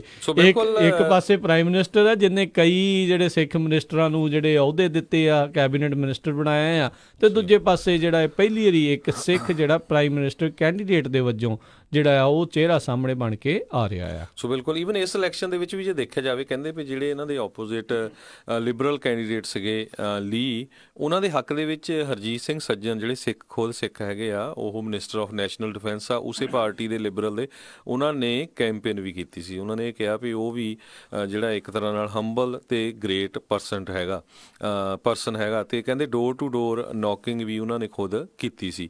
ਪਰ ਜਿਹੜਾ NDP ਦੇ ਜਿਹੜੇ ਲੀਡਰ ਜਗਮੀਤ ਸਿੰਘ ਆ, ਉਹਨਾਂ ਦਾ ਜਿਹੜਾ ਇਹ ਇਲੈਕਸ਼ਨ ਇੱਕ ਤਰ੍ਹਾਂ ਨਾਲ ਬਹੁਤ ਜਿਹੜਾ ਇੰਪੋਰਟੈਂਟ ਸੀ। ਜੇ ਉਹ ਇਲੈਕਸ਼ਨ ਹਾਰ ਜਾਂਦੇ ਤੇ ਹੋ ਸਕਦਾ ਉਹਨਾਂ ਨੂੰ ਫਿਰ ਸਟੈਪ ਡਾਊਨ ਕਰਕੇ ਕੋਈ ਜਿਹੜਾ ਹੋਰ ਲੀਡਰ ਆ ਉਸ ਪਾਰਟੀ ਨੂੰ ਚੁਣਨਾ ਪੈਣਾ ਸੀ। ਸੋ ਉਹ ਕਹਿੰਦੇ ਵੀ ਮੈਂ ਹੁਣ ਖਾਸ ਕਰਕੇ ਜਿਹੜੇ ਮੁੱਦੇ ਇਸ ਏਰੀਏ ਦੇ ਹੈਗੇ, ਇੱਕ ਤਾਂ ਘਰਾਂ ਦਾ ਆ, ਅਤੇ ਦੂਜਾ ਹੈਲਥ ਦਾ, ਅਤੇ ਤੀਜਾ ਜੋਬਸ ਦਾ, ਇਹਨਾਂ ਦੇ ਉੱਤੇ ਮੈਂ ਜਿਹੜਾ ਆ ਪੂਰਾ ਜ਼ੋਰ ਲਾਊਂਗਾ ਜੀ। ਅਤੇ ਇੱਕ ਜਿਹੜੀ ਜ਼ਰੂਰ ਹਰਜੋਤ ਸਿੰਘ ਜੀ ਰਹੇ ਆ, ਇਹ ਪਹਿਲੋਂ ਵੀ ਕਾਫੀ ਜ਼ਿਆਦਾ ਆ ਲੋਕਾਂ ਦੇ ਮੁੱਦੇ ਜਿਹੜੇ ਆ ਉਹ ਚੱਕਣ ਵਾਲੇ ਇਹ ਪ੍ਰੋਗਰੈਸਿਵ ਲੀਡਰ ਦੇ ਵਜੋਂ ਜਿਹੜਾ ਇਹਨਾਂ ਦਾ ਨਾਮ ਜਿਹੜਾ ਹੈਗਾ ਆ। ਸੋ ਇਹ ਬ੍ਰਿਟਿਸ਼ ਕੋਲੰਬੀਆ ਦਾ ਹੀ ਜਿਹੜਾ ਬਰਨਬੀ ਇਹ ਇਲਾਕਾ ਹੈਗਾ ਆ, ਅਤੇ ਸਰੀ ਤੋਂ ਬਹੁਤਾ ਜਿਹੜਾ ਦੂਰ ਨਹੀਂ ਆ, ਵੈਨਕੂਵਰ ਦੇ ਨਾਲ ਹੀ ਜਿਹੜਾ ਉਹ ਹੈਗਾ ਆ। ਸੋ ਕਾਫੀ ਜਾਣੇ ਜਿਹੜੇ ਇਸ ਦੇ ਉੱਤੇ ਇਸ ਇਲੈਕਸ਼ਨ ਦੇ ਉੱਤੇ ਨਜ਼ਰ ਬਣਾ ਕੇ ਰੱਖੇ ਸੀਗੇ। ਸੋ ਟਰੂਡੋ ਦੇ ਲਈ ਹੁਣ ਇੱਕ ਨਵਾਂ ਕਹਿ ਲਓ ਵੀ ਚੈਲੰਜ ਜਿਹੜਾ ਉਹ ਜ਼ਰੂਰ ਰਹੇਗਾ। ਅਤੇ ਦੇਖਦੇ ਹਾਂ ਵੀ ਫੈਡਰਲ ਦੇ ਵਿੱਚ ਇਹ ਕਿੰਨੀ ਕੁ ਰਾਈਡ ਜਿਹੜੇ ਆ ਆਪਣੇ ਇਸ ਪੂਰੀ ਗੱਲ ਦੇ ਉੱਤੇ ਜਿਹੜੀ ਉਹ ਕਰ ਸਕਣਗੇ। ਕੀ ਜਿਹੜੀਆਂ ਮਾਈਨੋਰਟੀਜ਼ ਹੈਗੀਆਂ ਕੀ ਉਹ ਸਾਰੀਆਂ ਇਕੱਠੀਆਂ ਹੋ ਕੇ ਇੱਕ ਡਿਫਰੈਂਟ ਰੇਸ਼ੀਅਲ ਜਿਹੜਾ ਕਹਿ ਸਕਦੇ ਹਾਂ ਵੀ ਉਸ ਬੰਦੇ ਨੂੰ ਜਿਹੜਾ ਚੁਣਨ ਦੇ ਵਿੱਚ ਅੱਗੇ ਆਉਣਗੀਆਂ, ਜਾਂ ਫਿਰ ਲੋਕ ਆਪੋ ਆਪਣੀਆਂ ਜਿਹੜੀਆਂ ਪਾਰਟੀ ਦੇ ਹਿਸਾਬ ਦੇ ਨਾਲ ਜਿਹੜੀਆਂ ਜਾਣਗੇ। ਇਹ ਗੱਲ ਇਸ ਲਈ ਕਹਿ ਰਹੇ ਹਾਂ ਕਿਉਂਕਿ ਜਦੋਂ ਰਾਸ਼ਟਰਪਤੀ ਓਬਾਮਾ ਕੈਂਪੇਨ ਆਪਣਾ ਜਿਹੜਾ ਕਰ ਰਹੇ ਸੀ, ਉਦੋਂ ਰਿਪਬਲਿਕਨ ਪਾਰਟੀ ਦੇ ਬਹੁਤ ਸਾਰੇ ਜਿਹੜੇ ਅਫਰੀਕਨ ਅਮਰੀਕਨ ਡਿਸੈਂਟ ਵਾਲੇ ਜਿਹੜੇ ਉਹਨਾਂ ਦੇ ਕੈਬਨਿਟ ਮਿਨਿਸਟਰ ਸੀ, ਉਹ ਵੀ ਸ਼ਰੇਆਮ ਆ ਕੇ ਕਹਿੰਦੇ ਸੀਗੇ ਵੀ ਅਸੀਂ ਜਿਹੜੇ ਆ ਓਬਾਮਾ ਨੂੰ ਜਿਹੜੀ ਉਹ ਵੋਟ ਆ ਉਹ ਪਾਉਣ ਜਾ ਰਹੇ ਹਾਂ। ਸੋ ਇਹ ਕਿਤੇ ਨਾ ਕਿਤੇ ਜਦੋਂ ਕਿਸੇ ਮਾਈਨੋਰਟੀ ਨੂੰ ਪਹਿਲੀ ਦੀ ਖਾਸ ਕਰਕੇ ਮੌਕਾ ਮਿਲ ਰਿਹਾ ਹੁੰਦਾ ਆ, ਉਦੋਂ ਬਹੁਤ ਸਾਰੇ ਲੋਕ ਜਿਹੜੇ ਦੁਚਿੱਤੀਆਂ ਦੇ ਵਿੱਚ ਇਸ ਤਰੀਕੇ ਦੇ ਨਾਲ ਜਿਹੜੇ ਉਹ ਫਸਦੇ ਨੇ। ਬਹੁਤ ਸਾਰੀਆਂ ਜਿਹੜੀਆਂ ਲਾਇਲਟੀਜ਼ ਆ ਉਹ ਉਸ ਟਾਈਮ ਦੇ ਉੱਤੇ ਚੇਂਜ ਜਿਹੜੀਆਂ ਉਹ ਹੁੰਦੀਆਂ ਨੇ। ਸੋ ਬਿਲਕੁਲ ਜੀ, ਸਰੋਤਿਆਂ ਨੂੰ ਦੱਸਦੇ ਜੀ, ਜਿਹੜਾ ਕਹਿੰਦੇ ਬਰਨਵੀ ਸਾਊਥ ਕੈਨੇਡਾ ਦੇ ਵਿੱਚ ਇਲਾਕਾ ਹੈਗਾ ਜਿੱਥੋਂ ਜਗਮੀਤ ਸਿੰਘ ਜਿੱਤੇ ਆ, ਉੱਥੇ ਜਿਹੜੀ ਪੰਜਾਬੀਆਂ ਦੀ ਪੋਪੂਲੇਸ਼ਨ ਬੜੀ ਘੱਟ ਹੈਗੀ ਆ। ਓਵਰਆਲ ਜੇ ਉਸ ਪੂਰੇ ਟਾਊਨ ਦੀ ਕਹਿੰਦੇ ਜੇ ਪੋਪੂਲੇਸ਼ਨ ਦੇਖੀ ਜਾਵੇ 1,46,000 ਦੇ ਕਰੀਬ ਆ, ਜਿਹਦੇ ਵਿੱਚ 34% ਜਿੱਦਾਂ 78,000 ਚਾਈਨੀਜ਼ ਮੂਲ ਦੇ ਲੋਕ ਹੈਗੇ ਆ। ਸਾਊਥ ਏਸ਼ੀਅਨਸ 8.1% ਆ, 18,000 ਦੇ ਕਰੀਬ। ਬਲੈਕ ਜਿਹੜੇ ਆ 1.6% ਆ। ਫਿਲਪੀਨੋ ਵੀ 5.7% ਆ। ਲੇਟਨ ਅਮਰੀਕਨ 2% ਦੇ ਕਰੀਬ ਆ। ਸੋ ਪੰਜਾਬੀ ਬੜੀ ਘੱਟ ਗਿਣਤੀ ਦੇ ਵਿੱਚ ਉੱਥੇ ਸੀਗੇ। ਪਰ ਸੋ ਓਵਰਆਲ ਜੇ ਦੇਖਿਆ ਜਾਵੇ ਤਾਂ ਜਗਮੀਤ ਸਿੰਘ ਨੂੰ ਕਾਫੀ ਜਿਹੜੀ ਸਪੋਰਟ ਆ ਉੱਥੇ ਲੋਕਾਂ ਵੱਲੋਂ ਮਿਲੀ ਹੈਗੀ ਆ ਜੀ। ਸੋ ਹੁਣ ਕੈਨੇਡੀਅਨ ਹੀ ਜਿਹੜਾ ਦੇਖਣਗੇ ਵੀ ਉੱਧਰਲੇ ਪਾਸੇ ਕਿਸ ਪਾਸੇ ਵੱਲ ਨੂੰ ਹੋਊਗਾ। ਅਤੇ ਕਹਿੰਦੇ ਜਦੋਂ ਇਹਨਾਂ ਨੇ ਆਪਣੀ ਜਿੱਤ ਕੋਸ਼ਿਸ਼ ਕੀਤੀ ਤਾਂ ਉੱਥੇ ਇੱਕ ਵਿਨ ਪਾਰਟੀ ਦੀ ਥਾਂ 'ਤੇ ਜਿਹੜੀ ਇੱਕ ਡਾਂਸ ਪਾਰਟੀ ਉਹ ਜਿਹੜੀ ਹੋ ਨਿਬੜੀ। ਸਾਰੇ ਜਾਣੇ ਉੱਥੇ ਖੁਸ਼ੀ ਜਿਹੜੀ ਉੱਥੇ ਬਹੁਤ ਜਿਹੜੀ ਉਹ ਮਨਾ ਰਹੇ ਸੀਗੇ। ਸੋ ਹੁਣ ਗੱਲ ਇਹ ਆ ਵੀ ਕੰਮ ਤਾਂ ਇਹਨਾਂ ਦਾ ਹੁਣ ਜਿਹੜਾ ਉਹ ਸ਼ੁਰੂ ਹੁੰਦਾ ਆ ਫੈਡਰਲ ਲੈਵਲ ਦੀਆਂ ਜਿਹੜੀਆਂ ਇਲੈਕਸ਼ਨ ਦੇ ਲਈ।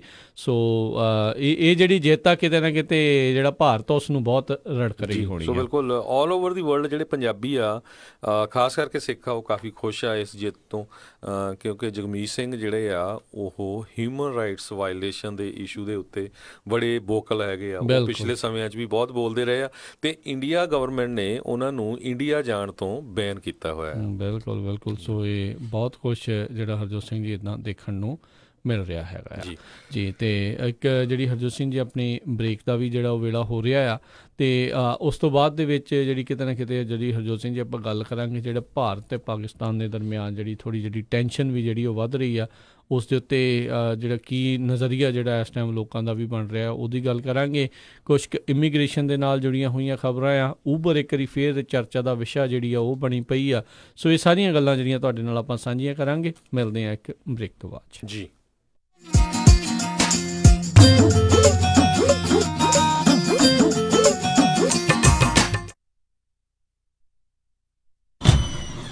ਉਹ ਕਿੱਥੇ ਰਹਿ ਗਏ ਸੀ ਤੁਸੀਂ? ਮੈਂ ਕਾਦਾ ਉਡੀਕੀ ਜਾਂਦਾ ਤੁਹਾਨੂੰ। ਆ ਲਓ ਸਾਰਾ ਸਮਾਨ। ਇਹ ਇੰਨਾ ਸਾਰਾ ਸਮਾਨ? ਹੋਰ ਕੀ, ਹੁਣ ਮੈਂ ਸਾਰੀਆਂ ਕੁੜਤੀਆਂ ਵੀ ਲੈ ਆਈਆਂ, ਤੁਹਾਡੀਆਂ ਪੱਗਾਂ ਵੀ ਆ ਗਈਆਂ, ਮੁੰਡੇ ਦੀ ਸ਼ੇਰਵਾਨੀ ਵੀ ਲੈ ਆਈਆਂ ਤੇ ਰੁਮਾਲਾ ਸਾਹਿਬ ਵੀ ਲੈ ਆਈਆਂ। ਤੇ ਨਾਲੇ ਮੈਂ ਇੱਕ ਸਲਾਹ ਕਰਨੀ ਸੀ ਤੁਹਾਡੇ ਨਾਲ। ਹੁਣ ਆਪਣਾ 골ਡ ਖਰੀਦਣ ਵਾਲਾ ਹੀ ਰਹਿ ਗਿਆ ਤੇ ਕੱਲ ਤੁਸੀਂ ਮੇਰੇ ਨਾਲ ਚੱਲਿਓ। ਕਿੱਥੋਂ ਲੈਣਾ ਉਹ? ਬੱਗਾ ਪੈਲੇਸ ਤੋਂ ਹੀ। ਉਹਨਾਂ ਕੋਲ ਬਹੁਤ ਵਧੀਆ ਵੈਰਾਈਟੀ ਹੈ। ਅੱਛਾ। ਹਾਂ, ਆਪਾਂ ਉੱਥੋਂ ਸੋਨਾ ਵੀ ਖਰੀਦ ਸਕਦੇ ਹਾਂ ਤੇ ਨਾਲੇ ਜੇ ਕੱਲ ਨੂੰ ਲੋੜ ਪੈ ਜਾਏ ਤਾਂ ਸੋਨੇ ਦੇ ਬਦਲੇ ਕੈਸ਼ ਵੀ ਲੈ ਸਕਦੇ ਹਾਂ। ਲਿਆ ਤਾਂ ਬਹੁਤ ਵਧੀਆ। ਬੱਗਾ ਪੈਲੇਸ, ਤੁਹਾਡੀਆਂ ਬਹੁਤ ਸਾਰੀਆਂ ਲੋੜਾਂ ਲਈ ਇੱਕੋ ਥਾਂ। Bagga palace 6618 Florin road, Sacramento. ਹੋਰ ਜਾਣਕਾਰੀ ਲਈ ਰੋਹਿਤ ਜੀ ਨੂੰ ਕਾਲ ਕਰੋ 9163931872 916 393 1872। ਮੁਸੀਬਤਾਂ ਕਦੇ ਵੀ ਦੱਸ ਕੇ ਨਹੀਂ ਆਉਂਦੀਆਂ, ਇਸ ਲਈ ਖਾਲਸਾ ਇੰਸ਼ੋਰੈਂਸ ਏਜੰਸੀ ਦੇ ਲਾਈਫ ਇੰਸ਼ੋਰੈਂਸ ਪਲਾਨਸ। ਲਾਈਫ ਦੇ ਵਿੱਚ ਮੁਸੀਬਤਾਂ ਲਈ ਹਮੇਸ਼ਾ ਰਹੋ ਤਿਆਰ। Khalsa insurance agency 408 272 2500। ਐਲਕ ਗਰੋਵ ਦਾ ਸਭ ਤੋਂ ਵੱਡਾ grocery store India spices and music under new management, ਜਿੱਥੋਂ ਖਰੀਦ ਸਕਦੇ ਹੋ ਹਰ ਇੱਕ ਤਰ੍ਹਾਂ ਦੀ ਇੰਡੀਅਨ ਗ੍ਰੋਸਰੀ, ਤਾਜ਼ੀਆਂ ਸਬਜ਼ੀਆਂ ਤੇ ਮਸਾਲੇ ਅਤੇ ਬਰਤਨ ਵੀ ਖਰੀਦ ਸਕਦੇ ਹੋ। ਤਾਜ਼ੀਆਂ ਸਬਜ਼ੀਆਂ ਹਰ ਰੋਜ਼ ਮਿਲਦੀਆਂ ਹਨ। ਵਧੇਰੇ ਜਾਣਕਾਰੀ ਲਈ ਗੱਲ ਕਰ ਸਕਦੇ ਹੋ Pal Singh Boparai 9166911110 916 691 1110। India spices and music 9059 Bruceville road suite 100 Elk Grove. ਇਹ ਖੁੱਲੇ ਰਹਿੰਦੇ ਹਨ ਹਫਤੇ ਦੇ 7 ਦਿਨ ਸਵੇਰੇ 9 ਵਜੇ ਤੋਂ ਰਾਤੀ 9 ਵਜੇ ਤੱਕ। ਇੰਸ਼ੋਰੈਂਸ ਦੀ ਦੁਨੀਆ ਦੇ ਵਿੱਚ ਭਰੋਸੇਮੰਦ ਨਾਮ ਖਾਲਸਾ ਇੰਸ਼ੋਰੈਂਸ ਏਜੰਸੀ। ਆਪਣੇ ਕਿਸੇ ਵੀ ਤਰੀਕੇ ਦੀ insurance, auto, home, commercial, life ਕਰਵਾਉਣੀ ਹੋਵੇ ਤਾਂ ਅੱਜ ਹੀ ਸੰਪਰਕ ਕਰੋ। Khalsa insurance agency 408 272 2500। 26 ਸਾਲ ਤੋਂ ਵੱਧ ਦਾ ਤਜਰਬਾ। Call 408 272 2500 408 272 2500। Khalsa insurance agency. Guri, ਅੱਜ ਮੇਰਾ ਘਰੇ ਖਾਣਾ ਖਾਣ ਨੂੰ ਬਿਲਕੁਲ ਦਿਲ ਨਹੀਂ ਕਰ ਰਿਹਾ। ਚੱਲ ਫਿਰ ਕਿਤੋਂ ਬਾਹਰੋਂ ਖਾਣਾ ਖਾ ਆਉਨੇ ਆ। ਮੇਰਾ ਅੱਜ ਚਾਟ ਖਾਣ ਨੂੰ ਦਿਲ ਕਰਦਾ ਹੈ, ਨਾਲੇ ਛੋਲੇ ਭਟੂਰੇ। ਦੱਸ ਫਿਰ ਕਿੱਥੇ ਖਾਣਾ ਖਾਣ ਜਾਣਾ? ਆਪਾਂ ਚੱਲਦੇ ਆ ਬੰਬੇ ਕੁਜ਼ੀਨ ਅਤੇ ਇੰਡੀਅਨ ਸਵੀਟਸ ਤੇ। ਬੰਬੇ ਕੁਜ਼ੀਨ ਅਤੇ ਇੰਡੀਅਨ ਸਵੀਟਸ, ਜਿੱਥੇ ਕਿ ਤੁਸੀਂ ਵੈਜ ਨਾਨ ਵੈਜ ਖਾਣਾ ਵੀ ਖਾ ਸਕਦੇ ਹੋ, ਛੋਲੇ ਭਟੂਰੇ ਵੀ ਖਾ ਸਕਦੇ ਹੋ ਤੇ ਖਾ ਸਕਦੇ ਹੋ ਹਰ ਇੱਕ ਤਰ੍ਹਾਂ ਦੀ ਚਾਟ, ਅਤੇ ਵਿਆਹ ਸ਼ਾਦੀ ਵਾਸਤੇ ਭਾਜੀ ਵੀ ਬਣਾਉਂਦੇ ਹਨ। 50 ਬੰਦਿਆਂ ਦੇ ਬੈਠ ਕੇ ਖਾਣ ਦੀ ਜਗ੍ਹਾ ਵੀ ਹੈ ਅਤੇ ਫੂਡ ਨੂੰ ਟੂ ਗੋ ਵੀ ਕਰ ਸਕਦੇ ਹੋ। ਤੇ ਆਉਂਦੇ ਆਉਂਦੇ ਆਪਾਂ ਮੰਮੀ ਹੁਣਾਂ ਵਾਸਤੇ ਮਠਿਆਈਆਂ ਵੀ ਲੈ ਆਵਾਂਗੇ। ਬੰਬੇ ਕੁਜ਼ੀਨ ਅਤੇ ਇੰਡੀਅਨ ਸਵੀਟ 7452 ਫੁੱਟਹਿਲ ਬੁਲੇਵਾਰਡ ਰੋਜ਼ਵਿਲ, ਅਤੇ ਇਹਨਾਂ ਦੀ ਨਵੀਂ ਬ੍ਰਾਂਚ 1013 ਰੈਲੀਸ ਸਟਰੀਟ ਫੋਲਸਮ ਦੀ ਗ੍ਰੈਂਡ ਓਪਨਿੰਗ ਵੀ ਹੋ ਚੁੱਕੀ ਹੈ। ਵਧੇਰੇ ਜਾਣਕਾਰੀ ਲਈ ਗੱਲ ਕਰ ਸਕਦੇ ਹੋ 2482284580 248 228 4580, ਅਤੇ ਇਹਨਾਂ ਨੂੰ ਕਿਚਨ ਵਿੱਚ ਹੈਲਪਰ ਦੀ ਵੀ ਜ਼ਰੂਰਤ ਹੈ। ਚੱਲ ਫਿਰ ਚੱਲੀਏ Bombay cuisine and Indian sweets ਤੇ। ਕੈਸਲਮੈਨ ਪ੍ਰਾਪਰਟੀਜ਼ ਤੋਂ ਨਵਾਂ ਘਰ ਖਰੀਦਣ ਦੀ ਇੱਕ ਹੋਰ ਵਜ੍ਹਾ, ਬਹੁਤ ਹੀ ਸੋਹਣੇ 3-4 ਬੈਡਰੂਮ ਦੇ ਘਰ, ਸਟਾਰਟਿੰਗ ਪ੍ਰਾਈਸ 3,80,000। ਮਾਡਲ ਹੋਮ ਦੇਖਣ ਆਏ ਮੌਕੇ ਪੰਜਾਬੀ ਰੇਡੀਓ USA ਦਾ ਨਾਮ ਲੈਣ ਤੇ $10 ਦਾ ਸਟਾਰਬਕ ਗਿਫਟ ਕਾਰਡ। ਕੈਸਲਮੈਨ ਪ੍ਰਾਪਰਟੀਜ਼ ਦੇ ਇਹ ਨਵੇਂ ਘਰ ਗੁਰਦੁਆਰਾ ਦਸ਼ਮੇਸ਼ ਦਰਬਾਰ ਦੇ ਬਿਲਕੁਲ ਨਜ਼ਦੀਕ, ਨਵੀਂ ਕੰਸਟਰਕਸ਼ਨ, ਐਲਗਰੋਵ ਸੈਕਰਾਮੈਂਟੋ ਦੀ ਬਾਰਡਰ ਦੇ ਉੱਤੇ। ਕੈਸਲਮੈਨ ਪ੍ਰਾਪਰਟੀਜ਼ CASELMAN। ਹੋਰ ਜਾਣਕਾਰੀ castlemanproperties.com ਤੇ। ਇੰਸ਼ੋਰੈਂਸ ਦੀ ਦੁਨੀਆ ਦੇ ਵਿੱਚ ਭਰੋਸੇਮੰਦ ਨਾਮ ਖਾਲਸਾ ਇੰਸ਼ੋਰੈਂਸ ਏਜੰਸੀ। ਆਪਣੇ ਕਿਸੇ ਵੀ ਤਰੀਕੇ ਦੀ insurance, auto, home, commercial, life ਕਰਵਾਉਣੀ ਹੋਵੇ ਤਾਂ ਅੱਜ ਹੀ ਸੰਪਰਕ ਕਰੋ। Khalsa insurance agency 408-272-2500। 26 ਸਾਲ ਤੋਂ ਵੱਧ ਦਾ ਤਜਰਬਾ। ਕਾਲ 408-272-2500 408-272-2500। Khalsa insurance agency. ਸਤਿ ਸ਼੍ਰੀ ਅਕਾਲ, ਮੈਂ ਹਾਂ ਹਰਮਨਜੀਤ ਕੌਰ।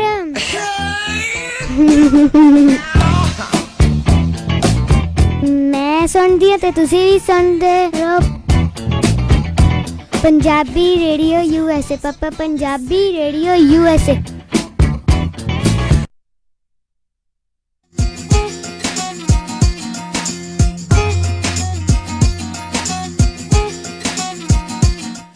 ਪੰਜਾਬੀ ਰੇਡੀਓ USA ਸੁਣ ਰਹੇ ਸਾਰੇ ਹੀ ਮਾਣਯੋਗ ਅਤੇ ਸਤਿਕਾਰਤ ਸਰੋਤਿਆਂ ਨੂੰ ਇੱਕ ਵਾਰੀ ਫੇਰ ਨਿੱਘੀ ਜੀ ਆਇਆਂ ਨੂੰ ਸਭ ਦਾ ਸਵਾਗਤ ਹੈ ਸਰੋਤਿਓ ਪ੍ਰੋਗਰਾਮ ਦੇ ਵਿੱਚ। ਪ੍ਰੋਗਰਾਮ ਚੱਲ ਰਿਹਾ ਜੀ ਇਸ time update America. Harjot Singh ji, ਜੀ ਆਇਆਂ ਨੂੰ ਸਵਾਗਤ ਹੈ, ਸਤਿ ਸ੍ਰੀ ਅਕਾਲ। ਧੰਨਵਾਦ ਜੀ ਸਰੋਤਿਆਂ ਨੂੰ ਇੱਕ ਵਾਰੀ ਫੇਰ ਜੀ ਆਇਆਂ ਨੂੰ ਤੇ ਬਹੁਤ ਹੀ ਪਿਆਰ ਤੇ ਸਤਿਕਾਰ ਭਰੀ ਸਤਿ ਸ੍ਰੀ ਅਕਾਲ।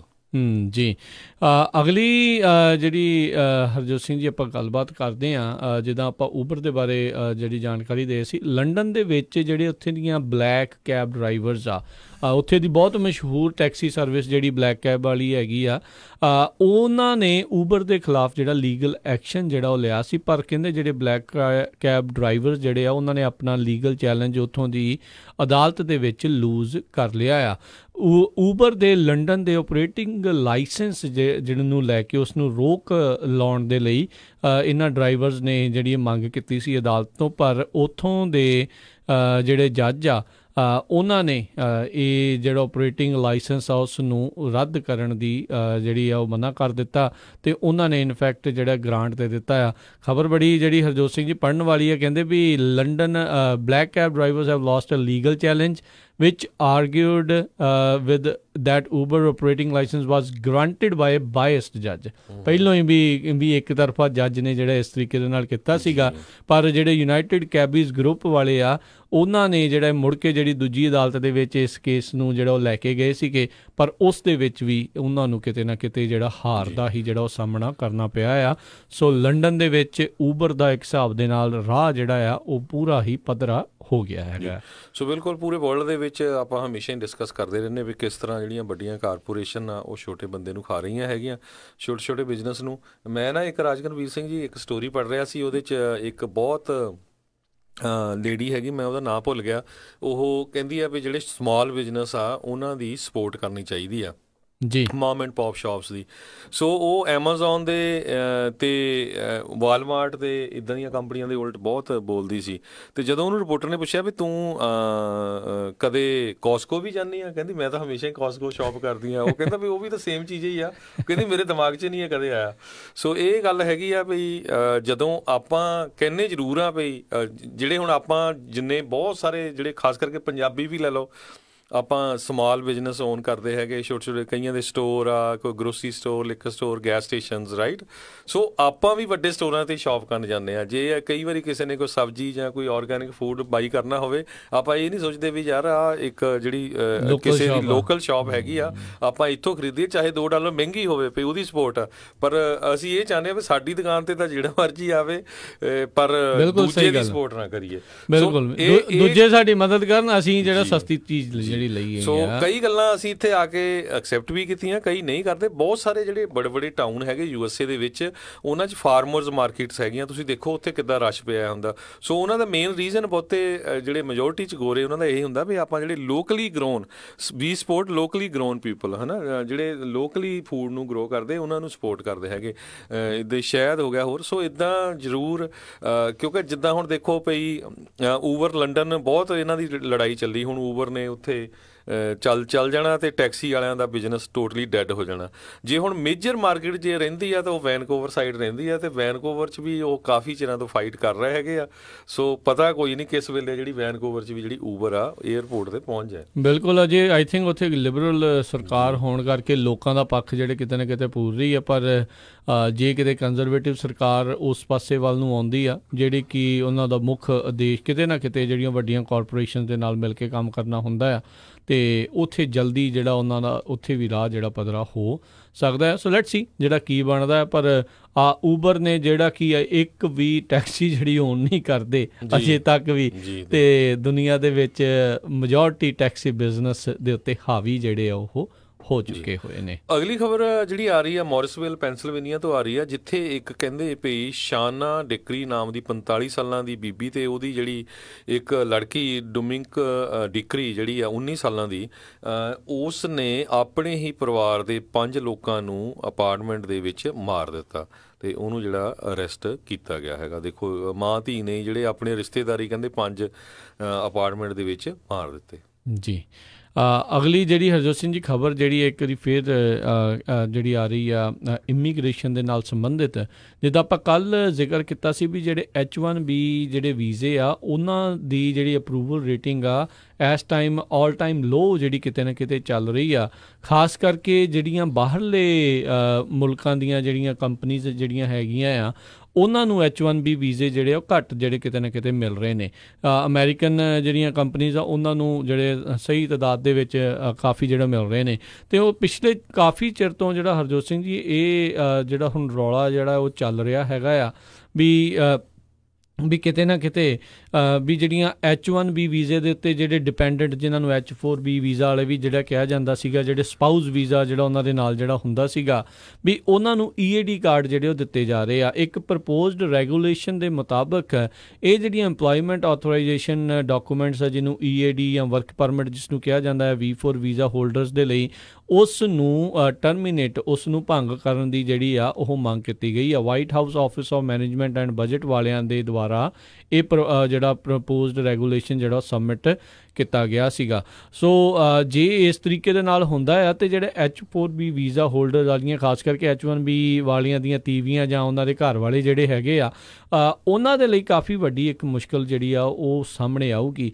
ਪਰ ਕਿਤੇ ਨਾ ਕਿਤੇ ਜਿਹੜਾ ਹਰਜੋਤ ਸਿੰਘ ਜੀ ਇਹ ਵੀ ਚੀਜ਼ ਦੇਖੀ ਗਈ ਸੀ ਵੀ ਇਸ H4B ਵੀਜ਼ੇ ਦੇ ਜਿਹੜੇ EAD ਵਰਕ ਪਰਮਿਟ ਮਿਲਣ ਦੇ ਕਰਕੇ ਬਹੁਤ ਸਾਰੇ ਜਿਹੜੇ ਲੋਕ ਜਿਹੜੇ ਇੱਥੋਂ ਦੇ ਆ, ਖਾਸ ਕਰਕੇ ਮੈਂ ਉਹਨਾਂ ਦੀ ਗੱਲ ਕਰਨਾ ਚਾਹੁੰਦਾ, ਜਿਹੜੇ ਇੰਟਰਨੈਸ਼ਨਲ ਸਟੂਡੈਂਟ ਇੱਥੇ ਆਉਂਦੇ ਨੇ, ਉਹ ਇੱਥੇ ਪੜ੍ਹਦੇ ਨੇ ਅਤੇ ਬਾਅਦ ਦੇ ਵਿੱਚ ਉਹਨਾਂ ਨੂੰ ਵਰਕ ਦਾ ਜਿਹੜਾ ਆਥੋਰਾਈਜੇਸ਼ਨ ਤਾਂ ਜਿਹੜੀ ਉਹ ਮਿਲਦੀ ਆ, ਪਰ ਕਿਉਂਕਿ H1B ਵਾਲਾ ਆਲਰੇਡੀ ਇੱਕ ਕੰਪਨੀ ਦੇ ਵਿੱਚ ਕੰਮ ਕਰ ਰਿਹਾ ਹੁੰਦਾ, ਉਹਦੇ ਮਿੱਤਰ ਹੁੰਦੇ ਆ, ਸੋ ਉਹਦੇ ਲਈ ਆਪਣੀ ਵਾਈਫ ਜਾਂ ਆਪਣੇ ਘਰ ਵਾਲੇ ਨੂੰ ਉੱਥੇ ਫਿੱਟ ਕਰਨਾ ਜਾਂ ਉਹਨੂੰ ਪਤਾ ਹੋਣਾ ਵੀ ਕੀ ਪ੍ਰੋਸੈਸ ਆ, ਕੀ ਪ੍ਰੋਸੀਜਰ ਆ, ਉਸ ਦੇ ਲਈ ਥੋੜ੍ਹਾ ਆਸਾਨੀ ਆ ਅਤੇ ਉਹਨੂੰ ਅਪਰ ਹੈਂਡ ਜਿਹੜਾ ਕਿਤੇ ਨਾ ਕਿਤੇ ਮਿਲ ਜਾਂਦਾ ਆ। ਅਤੇ ਜਿਹੜੇ ਬਾਹਰੋਂ ਆ ਕੇ ਜਿਹੜੇ ਇੰਨੇ ਸਾਲ ਲਾ ਕੇ ਇੱਥੇ ਇੰਨੇ ਜਿਹੜੇ ਡਾਲਰ ਜਿਹੜੇ ਫੀਸਾਂ ਦੇ ਵਿੱਚ ਭਰਦੇ ਨੇ, ਬਾਅਦ ਦੇ ਵਿੱਚ ਕਿਤੇ ਨਾ ਕਿਤੇ ਉਹ ਜਿਹੜੇ ਉਹ ਪਿੱਛੇ ਰਹਿ ਜਾਂਦੇ ਆ। ਅਤੇ ਨਾਲ ਦੇ ਨਾਲ ਉਹ ਲੋਕ ਵੀ ਜਿਹੜੇ ਇੱਥੇ ਦੇ ਗ੍ਰੀਨ ਕਾਰਡ ਹੋਲਡਰ ਵੀ ਆ ਜਾਂ ਸਿਟੀਜ਼ਨ ਵੀ ਹੈਗੇ ਆ, ਉਹਨਾਂ ਨੂੰ ਘੱਟ ਤਨਖਾਹ, ਉਹਨਾਂ ਨੂੰ ਜ਼ਿਆਦਾ ਤਨਖਾਹ ਨਾ ਦੇਣੀ ਪਵੇ, ਕੰਪਨੀਆਂ ਫਿਰ ਅਜਿਹੇ ਅਲਟਰਨੇਟਿਵਸ ਦੇ ਵੱਲ ਨੂੰ ਜਿਹੜੀਆਂ H4B ਜਿਹੜੇ ਵੀਜ਼ੇ ਦੇ ਵਰਕ ਪਰਮਿਟ ਵਾਲਿਆਂ ਵਾਸਤੇ ਵੱਧਦੀ ਵੱਧਦੀ ਆ।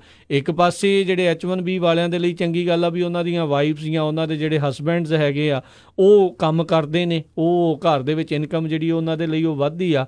ਪਰ ਜੇ ਉਹ ਉੱਦਾਂ ਜੇ ਦੇਖਿਆ ਜਾਵੇ ਤਾਂ ਉਹਨਾਂ ਦੇ ਘਰ ਦੇ ਲਈ ਤਾਂ ਗੁੱਡ ਹੁੰਦਾ ਹੈ, ਜਿਨ੍ਹਾਂ ਦੀ ਓਵਰਆਲ ਮਾਤਰਾ ਤੁਸੀਂ ਕਹਿ ਲਓ ਵੀ ਪੂਰੀ ਪਾਪੂਲੇਸ਼ਨ ਦੇ ਵਿੱਚ ਕਾਫੀ ਘੱਟ ਪਰਸੈਂਟ ਆ। ਬਾਕੀਆਂ ਦੇ ਲਈ ਕਿਤੇ ਨਾ ਕਿਤੇ ਉਹ ਔਖਿਆਈ ਜਿਹੜੀ ਆ ਉਹ ਹੋ ਜਾਂਦੀ ਆ। ਸੋ ਇਹ ਦੇਖਣ ਵਾਲੀ ਗੱਲ ਰਹੂਗੀ ਵੀ ਇਹ H4B ਵੀਜ਼ੇ ਵਾਲੇ ਜਿਹੜੇ ਕੀ ਕਰਨਗੇ।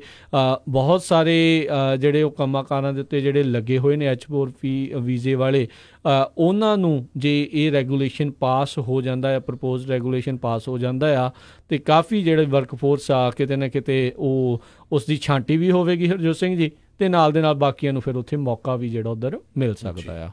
ਅਤੇ ਅਗਲੀ ਖਬਰ ਵੱਲ ਚੱਲੀਏ ਜਿਹੜੀ ਇੰਡੀਆ ਦੇ ਪਾਕਿਸਤਾਨ 'ਚ ਕਹਿੰਦੇ ਇੰਡੀਆ ਵਾਲਿਆਂ ਨੇ ਆਲਰੇਡੀ ਕੱਲ੍ਹ ਪਾਕਿਸਤਾਨ ਦੇ ਵਿੱਚ ਇੱਕ ਅੱਤਵਾਦੀ ਕੈਂਪ ਦੇ ਉੱਤੇ ਹਮਲਾ ਕੀਤਾ, ਜਿਹਦੇ ਨਾਲ ਇੰਡੀਆ ਦਾ ਮੀਡੀਆ ਕਹਿ ਰਿਹਾ ਵੀ 300 ਤੋਂ ਵੱਧ ਲੋਕ ਮਾਰੇ ਗਏ ਆ, ਅਤੇ ਪਾਕਿਸਤਾਨ ਦਾ ਜਿਹੜਾ ਜਨਰਲ ਕਹਿ ਰਿਹਾ ਵੀ ਨਹੀਂ ਅਸੀਂ ਇੰਟਰਫੀਅਰ ਕਰਤਾ ਅਤੇ ਉਹ ਪਹਾੜੀਆਂ 'ਚ ਬੰਬ ਸਿੱਟ ਕੇ ਚਲੇ ਗਏ।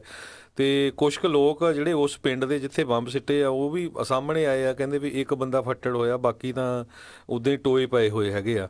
ਪਰ ਜਿਹੜੀ ਟੈਨਸ਼ਨ ਆ ਦੋਨਾਂ ਮੁਲਕਾਂ ਦੇ ਵਿੱਚ ਕਾਫੀ ਵੱਧ ਗਈ ਹੈਗੀ ਆ। ਅਤੇ ਲੇਟੈਸਟ ਜਿਹੜੀ ਖਬਰ ਹੁਣ ਆਈ ਹੈਗੀ ਆ ਉਹ ਪਾਕਿਸਤਾਨ ਦੇ ਪ੍ਰਾਈਮ ਮਿਨਿਸਟਰ ਨੇ ਇਹ ਸਟੇਟਮੈਂਟ ਦਿੱਤੀ ਹੈਗੀ ਆ, ਕਹਿੰਦੇ ਪਈ ਇੰਡੀਆ ਵਾਲਿਆਂ ਨੇ ਸਾਡੇ ਮੁਲਕ ਦੇ ਉੱਤੇ ਜਿਹੜਾ ਹਮਲਾ ਕੀਤਾ ਆ ਲਾਈਨ ਆਫ ਕੰਟਰੋਲ ਤੋਂ ਪਾਰ ਕਰਕੇ, ਅਤੇ ਇਹਦਾ ਜਿਹੜਾ ਜਵਾਬ ਆ ਹੁਣ ਅਸੀਂ ਜ਼ਰੂਰ ਦੇਵਾਂਗੇ। ਬਿਲਕੁਲ। ਅਤੇ ਹਰਜੋਤ ਸਿੰਘ ਜੀ ਇਹ ਕਿਤੇ ਨਾ ਕਿਤੇ ਬਹੁਤ ਮੰਦਭਾਗੀ ਅਤੇ ਇੱਕ ਚਿੰਤਾ ਦਾ ਵਿਸ਼ਾ ਜਿਹੜਾ ਉਹ ਬਣੀ ਆ। ਨੋ ਡਾਊਟ ਜਿਹੜੇ ਉੱਥੋਂ ਦੇ ਦੇਸ਼ ਭਗਤ ਹੋਣਗੇ ਉਹ ਬਹੁਤ ਖੁਸ਼ੀ ਜਿਹੜੀ ਉਹ ਮਨਾ ਰਹੇ ਹੋਣਗੇ, ਨਾਅਰੇ ਵੀ ਜਿਹੜੇ ਉਹ ਲਾ ਰਹੇ ਹੋਣਗੇ, ਪਰ ਓਵਰਆਲ ਜਿਹੜਾ ਉਹਨਾਂ ਲੋਕਾਂ ਦੇ ਲਈ ਇੱਕ ਬਹੁਤ ਚਿੰਤਾ ਦਾ ਵਿਸ਼ਾ ਹੈ ਜਿਹੜੇ ਅਜਿਹੇ ਇਲਾਕਿਆਂ ਦੇ ਵਿੱਚ ਜਿੱਥੇ ਰਹਿੰਦੇ ਨੇ। ਅਤੇ ਉੱਤੋਂ ਦੇਖੋ ਦੋਨੋਂ ਮੁਲਕ ਨਿਊਕਲੀਅਰ ਪਾਵਰ ਵਾਲੇ ਨੇ, ਇਹ ਐਸਕਲੇਸ਼ਨ ਜਿਹੜੀ ਉਹ ਕਿੰਨੀ ਕੁ ਜ਼ਿਆਦਾ ਜਿਹੜੀ ਉਹ ਵਧੂਗੀ।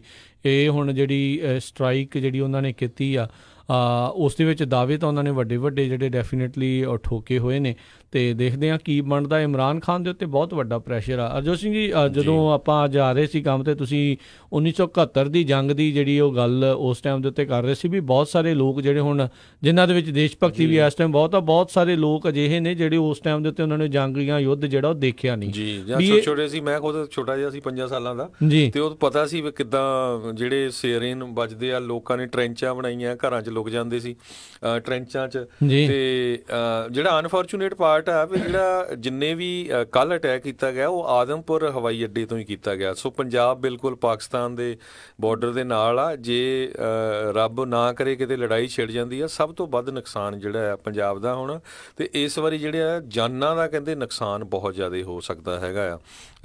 ਇੱਕ ਰਿਪੋਰਟ ਇੰਗਲੈਂਡ ਦੀ ਆ ਰਹੀ ਸੀ, ਜੇ ਕਿਤੇ ਨਿਊਕਲੀਅਰ ਲੜਾਈ ਚੱਲ ਜਾਏ ਤਾਂ ਕਹਿੰਦੇ ਵੀ 45 ਮਿਲੀਅਨ ਲੋਕਾਂ ਨੂੰ ਜਿਹੜਾ ਅਫੈਕਟ ਉਹ ਪੈ ਸਕਦਾ ਹੈਗਾ ਆ। ਪਰ ਇੱਕ ਹੈਰਾਨੀ ਦੀ ਗੱਲ ਜ਼ਰੂਰ ਆ, ਅੱਜ ਤੋਂ ਕੁਛ ਸਾਲ ਪਹਿਲਾਂ ਬਹੁਤ ਸਾਰੇ ਦੁਨੀਆ ਦੇ ਵਿੱਚ ਲੋਕ ਮੋਮਬੱਤੀਆਂ ਚੱਕੀ ਫਿਰਦੇ ਹੁੰਦੇ ਸੀ ਇੰਡੀਆ ਪਾਕਿਸਤਾਨ ਫਰੈਂਡਸ਼ਿਪ ਦੇ ਅੰਡਰ ਵੀ ਨਹੀਂ ਜੀ ਦੋਨਾਂ ਮੁਲਕਾਂ 'ਚ ਸ਼ਾਂਤੀ ਹੋਣੀ ਚਾਹੀਦੀ ਹੈ। ਅਤੇ ਹੁਣ ਉਹ ਸਾਰੇ ਚਾਹੇ ਉਹ ਪਾਕਿਸਤਾਨ ਵਾਲੀ ਸਾਈਡ ਹੋਵੇ ਚਾਹੇ ਇੰਡੀਆ ਵਾਲੀ ਸਾਈਡ ਹੋਵੇ ਚੁੱਪ ਬੈਠੇ ਹੈਗੇ ਆ। ਜਿਹੜੀ ਲੜਾਈ ਆ ਕਿਸੇ ਵੀ ਮੁਲਕ ਦੇ ਵਿੱਚ ਇਹ ਬਹੁਤ ਖਤਰਨਾਕ ਹੁੰਦੀ ਆ। ਜਿਹੜੇ ਮੁਲਕ 'ਚ ਅਸੀਂ ਰਹਿ ਰਹੇ ਹਾਂ, ਜਿਹੜੇ ਮੁਲਕ ਦੇ ਅਸੀਂ ਸਿਟੀਜ਼ਨ ਆ, ਦੇਖੋ ਇੱਥੇ ਕਿੰਨਾ ਨੁਕਸਾਨ ਹੋਇਆ। ਪਿਛਲੇ ਪਹਿਲਾਂ ਦਾ ਵੀਅਤਨਾਮ ਵਾਰ ਬਾਰੇ ਅਸੀਂ ਹਮੇਸ਼ਾ ਹੀ ਗੱਲ ਕਰਦੇ ਰਹੇ ਹਾਂ ਵੀ 58,500 USA ਦੇ ਫੌਜੀ ਮਾਰੇ ਗਏ ਸੀ ਜੀ, ਲੱਖਾਂ ਦੇ ਹਿਸਾਬ ਨਾਲ ਵੀਅਤਨਾਮ 'ਚ ਲੋਕ ਮਾਰੇ ਗਏ ਸੀ। ਅਫਗਾਨਿਸਤਾਨ 'ਚ ਹੁਣ ਤੱਕ 26-2700 ਦੇ ਕਰੀਬ US ਫੌਜੀ ਮਾਰੇ ਜਾ ਚੁੱਕੇ, ਅਤੇ ਲੱਖਾਂ ਦੇ ਹਿਸਾਬ ਨਾਲ ਆਮ ਲੋਕ ਅਫਗਾਨਿਸਤਾਨ 'ਚ ਮਾਰੇ ਗਏ। 5000 ਤੋਂ ਉੱਤੇ ਇਨਫੈਕਟ ਉਹ ਜਿਹੜਾ ਉਹ ਆંકੜਾ ਫੌਜੀਆਂ ਦੇ ਮਾਰੇ ਜਾਣ ਦਾ। ਤੇ ਬਾਕੀ ਇਰਾਕ ਦੇ ਵਿੱਚ ਕਿੰਨਾ ਪੂਰੇ ਦਾ ਪੂਰਾ ਕੰਟਰੀ ਜਿਹੜਾ ਲੈਵਲ ਕਰ ਦਿੱਤਾ ਗਿਆ, ਤਬਾਹ ਹੋਇਆ। ਲੀਬੀਆ 'ਚ ਦੇਖ ਲਓ ਕੀ ਹੋਇਆ, ਹੈ ਨਾ। ਸੋ ਅਲਟੀਮੇਟਲੀ ਕੀ ਹੁੰਦਾ ਆ ਵੀ ਕਿੰਨੇ ਸਾਲ ਹੋ ਗਏ, ਦੇਖ ਲਓ 2009-11 ਤੋਂ ਬਾਅਦ ਜਦੋਂ ਅਟੈਕ ਕੀਤਾ ਗਿਆ ਸੀ US ਵੱਲੋਂ ਅਫਗਾਨਿਸਤਾਨ 'ਤੇ, ਹੁਣ 2019 ਆ ਗਿਆ, ਅਤੇ ਹੁਣ ਉਹ ਦੋਨੇ ਧਿਰਾਂ ਜਿਹੜੀਆਂ ਆ ਅੱਜ ਟੇਬਲ 'ਤੇ ਬੈਠੀਆਂ ਹੈਗੀਆਂ ਆ ਕਤਰ ਦੇ ਵਿੱਚ, ਉੱਧਰ ਤਾਲੀਬਾਨ ਅਤੇ ਇੱਧਰ US ਗਵਰਨਮੈਂਟ ਦੇ ਰੀਪ੍ਰਜੈਂਟੇਟਿਵ। ਸੋ ਅਲਟੀਮੇਟਲੀ ਜਿਹੜੀ ਗੱਲ ਆ ਉਹ ਬੈਠ ਕੇ ਹੁੰਦੀ ਹੈਗੀ ਆ। ਸੋ ਦੋਨੋਂ ਹੀ ਜਿਹੜੇ ਮੁਲਕ ਹੈਗੇ ਆ ਇੰਡੀਆ ਅਤੇ ਪਾਕਿਸਤਾਨ, ਦੋਨਾਂ ਦੇ ਵਿੱਚ ਹੀ ਅਨਸਰਟਨਟੀ ਹੈਗੀ ਆ, ਦੋਨਾਂ ਦੇ ਵਿੱਚ ਹੀ ਜਿਹੜੇ ਅੱਤਵਾਦੀ ਹਮਲੇ ਹੁੰਦੇ ਰਹਿੰਦੇ ਆ। ਸੋ ਅਸੀਂ ਤਾਂ ਇਹੀ ਆਸ ਕਰਦੇ ਹਾਂ ਵੀ ਦੋਨਾਂ ਮੁਲਕਾਂ ਨੂੰ ਹੀ ਜਿਹੜੀ ਬੈਠ ਕੇ ਗੱਲਬਾਤ ਕਰਨੀ ਚਾਹੀਦੀ ਆ। ਆਮ ਲੋਕਾਂ ਦਾ ਨੁਕਸਾਨ ਨਹੀਂ ਨਹੀਂ ਹੋਣਾ ਚਾਹੀਦਾ। ਪਰ ਜਿਸ ਹਿਸਾਬ ਨਾਲ ਜਿਹੜਾ ਹਿੰਦੁਸਤਾਨ ਦਾ ਮੀਡੀਆ ਆ ਜਾਂ ਮੀਡੀਆ ਦੇ ਕਰਮਚਾਰੀ ਆ, ਉਹ ਤਾਂ ਬੰਬ ਬੰਨੀ ਬੈਠੇ ਆ ਕਿ ਟੀਵੀਆਂ ਦੇ ਵਿੱਚ ਇੱਦਾਂ ਗੱਲਾਂ ਕਰਦੇ ਆ ਨਾ। ਤੇ ਕੱਲ ਮੈਂ ਦੇਖਦਾ ਸੀ ਵੀ ਅਟੈਕ ਤੋਂ ਬਾਅਦ ਜਿਹੜੇ ਬਾਘੇ ਬਾਰਡਰ ਦੇ ਉੱਤੇ ਹੁੰਦੇ ਸੀ, ਉੱਥੇ ਬਹੁਤ ਭੰਗੜੇ ਪਾਏ ਜਾ ਰਹੇ ਆ। ਸੋ ਕੀ ਹੋਣਾ ਆ ਅਲਟੀਮੇਟਲੀ, ਪਹਿਲੀ ਵਾਰੀ ਪਾਕਿਸਤਾਨ ਦੇ ਵਿੱਚ ਥੋੜ੍ਹਾ ਜਿਹਾ ਨੋਰਮਲਸੀ ਆਈ ਸੀ, ਤੇ ਨਹੀਂ ਤਾਂ ਜਦੋਂ ਮਿਲਟਰੀ ਰੂਲ ਹੁੰਦਾ ਤੇ ਫਿਰ ਉਹ ਵੀ ਜੇ ਕੋਈ ਉੱਦਾਂ ਦਾ ਕੰਮ ਕਰ ਦਿੰਦੇ ਆ ਤੇ ਉਹਦੇ ਨਾਲ ਜਿਹੜਾ ਆ ਦੋਨਾਂ ਮੁਲਕਾਂ ਦੇ ਵਿੱਚ ਜਿਹੜਾ ਆਮ ਲੋਕਾਂ ਦਾ ਬਹੁਤ ਨੁਕਸਾਨ ਹੋਣਾ ਆ। ਸੋ ਜਿੰਨੇ ਵੀ ਬਾਹਰ ਵੀ ਬੈਠੇ ਹੈਗੇ ਆ ਪੂਰੇ ਦੁਨੀਆ ਦੇ ਵਿੱਚ, ਚਾਹੇ ਉਹ ਪਾਕਿਸਤਾਨੀ ਭਰਾ ਹੈਗੇ ਚਾਹੇ ਹਿੰਦੁਸਤਾਨੀ ਆ, ਸਾਰਿਆਂ ਨੂੰ ਜਿਹੜੀ ਆ ਇਹ ਲੜਾਈ ਤੋਂ ਤੋਬਾ ਕਰਨੀ ਚਾਹੀਦੀ ਆ ਤੇ ਰਲ ਮਿਲ ਕੇ ਜਿਹੜਾ ਪਿਆਰ ਦੇ ਨਾਲ ਜਿਹੜਾ ਪੀਸ ਵਾਲਾ ਮੈਸੇਜ ਆ ਉਹ ਰਹਿਣਾ ਚਾਹੀਦਾ ਹੈਗਾ ਆ। ਤੇ ਨਹੀਂ ਤਾਂ ਤੁਸੀਂ ਦੇਖ ਲਓ ਵੀ ਨਿਊਕਲੀਅਰ ਜਦੋਂ ਅਮਰੀਕਾ ਨੇ ਜਾਪਾਨ ਦੇ ਉੱਤੇ ਅਟੈਕ ਕੀਤਾ ਸੀ ਤੇ ਉਸ ਟਾਈਮ ਦੇ ਉੱਤੇ ਨਿਊਕਲੀਅਰ ਦੇ ਨਾਲ ਕਿੰਨੇ ਲੋਕ ਮਾਰੇ ਗਏ ਸੀ, ਕਿੰਨੇ ਸਾਲ ਤੱਕ ਉੱਥੇ ਜਿਹੜਾ ਘਾਹ ਫੂਸ ਤੱਕ ਵੀ ਉੱਗਿਆ ਨਹੀਂ। ਬਿਲਕੁਲ ਜੀ। ਤੇ ਅਜੇ ਵੀ ਜਿਹੜੇ ਉੱਥੇ ਬੱਚੇ ਵੀ ਪੈਦਾ ਹੁੰਦੇ ਆ, ਕਈ ਜਿਹੜੇ ਅਬਨੋਰਮਲ ਜਿਹੜੇ ਕੋਈ ਅੰਗਹੀਣ, ਕੋਈ ਕਿਸੇ ਤਰੀਕੇ ਦੇ ਨਾਲ ਜਿਹੜੀਆਂ ਉਸ ਦੀ ਰੇਡੀਏਸ਼ਨ ਦਾ ਜਿਹੜਾ ਅਸਰ ਆ ਉਹ ਉਹਨਾਂ ਦੇ ਉੱਤੇ ਅਜੇ ਤੱਕ ਵੀ ਜਿਹੜਾ ਉਹ ਪਿਆ ਹੋਇਆ ਆ। ਸੋ ਇਹ ਯੁੱਧ ਜਿਹੜਾ ਕਿਤੇ ਨਾ ਕਿਤੇ ਅੱਜ ਦੇ ਜਿਹੜੇ ਜ਼ਮਾਨੇ ਦੇ ਵਿੱਚ ਜਿਹੜਾ ਬੜਾ ਕੰਮ ਖਰਾਬ ਹੋਇਆ ਪਿਆ। ਹਾਂ, ਇਹ ਗੱਲਾਂ ਜਿਹੜੀਆਂ ਹੈਗੀਆਂ ਨੇ ਵੀ ਕਈ ਵਾਰੀ ਜਦੋਂ ਕੋਈ ਚਾਰਾ ਨਹੀਂ ਬਚਦਾ ਲੋਕ ਕਰਦੇ ਨੇ ਇਸ ਪਾਸੇ ਵੱਲ ਨੂੰ ਜਿਹੜਾ ਕੰਮ ਵਧਾਉਂਦੇ ਨੇ। ਪਰ ਕਿਉਂਕਿ ਗੱਲ ਇਹ ਆ ਹੁਣ ਹਰਜੋਤ ਸਿੰਘ ਜੀ ਵੀ ਜਿਹੜੇ ਆ ਚੁੱਕੇ ਨੇ ਮਿਜ਼ਾਈਲਾਂ ਜਿਹੜੀਆਂ ਆ ਚੁੱਕੀਆਂ ਨੇ, ਵੈਪਨ ਜਿਹੜੇ ਆ ਚੁੱਕੇ, ਉਹ ਇੰਨੇ ਕੁ ਜ਼ਿਆਦਾ ਜਿਹੜੇ ਹਥਿਆਰ ਘਾਤਕ ਨੇ। ਅੱਗੇ ਤਾਂ ਜਿਹੜੇ ਲੜਦੇ ਸੀ ਉਹ ਤਾਂ ਕਿਰਪਾਨਾਂ ਨਾਲ ਲੜਦੇ ਸੀ, ਜਿਹੜੇ ਜਾਂਦੇ ਸੀ ਸਿਰਫ ਉੱਥੇ ਤੱਕ ਜਿਹੜਾ ਅਸਰ ਜਿਹੜਾ ਉਹ ਨਾਲ ਦੇ ਨਾਲ ਰਹਿੰਦਾ ਸੀਗਾ। ਤੇ ਹੁਣ ਇੱਕ ਬੰਬ ਸਿੱਟਦੇ ਨੇ, ਦੂਰੋਂ ਬੈਠਿਆਂ ਸਿੱਟਣਾ ਆ ਤੇ ਜਿੱਥੇ ਡਿੱਗਣਾ ਤੇ ਉੱਥੇ ਦੇ ਆਲੇ ਦੁਆਲੇ ਇਰਦ ਗਿਰਦ ਕਿੰਨਾ ਜ਼ਿਆਦਾ ਭਾਰੀ ਨੁਕਸਾਨ ਜਿਹੜਾ ਹੁੰਦਾ ਆ।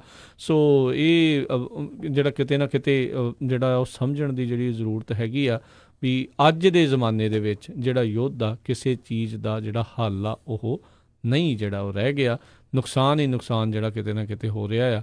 ਸੋ ਲੈਟਸ ਸੀ ਜਿਹੜਾ ਆ ਉਹ ਕੀ ਬਣਦਾ ਆ। ਸੋ ਇੰਟਰਨੈਸ਼ਨਲ ਲੈਵਲ ਦੇ ਉੱਤੇ ਵੀ ਬਹੁਤ ਸਾਰੇ ਜਿਹੜੇ ਨਿਊਜ਼ਪੇਪਰਸ ਆ, ਮੀਡੀਆਜ਼ ਆ, ਉਹਨਾਂ ਨੇ ਹੁਣ ਲਿਖਣਾ ਸ਼ੁਰੂ ਕਰ ਦਿੱਤਾ ਵੀ ਕੀ ਸੱਚਮੁੱਚ ਇੰਡੀਆ ਅਤੇ ਪਾਕਿਸਤਾਨ ਹੁਣ ਲੜਾਈ ਦੇ ਕੰਢੇ 'ਤੇ ਹੀ ਹੈਗੇ ਆ।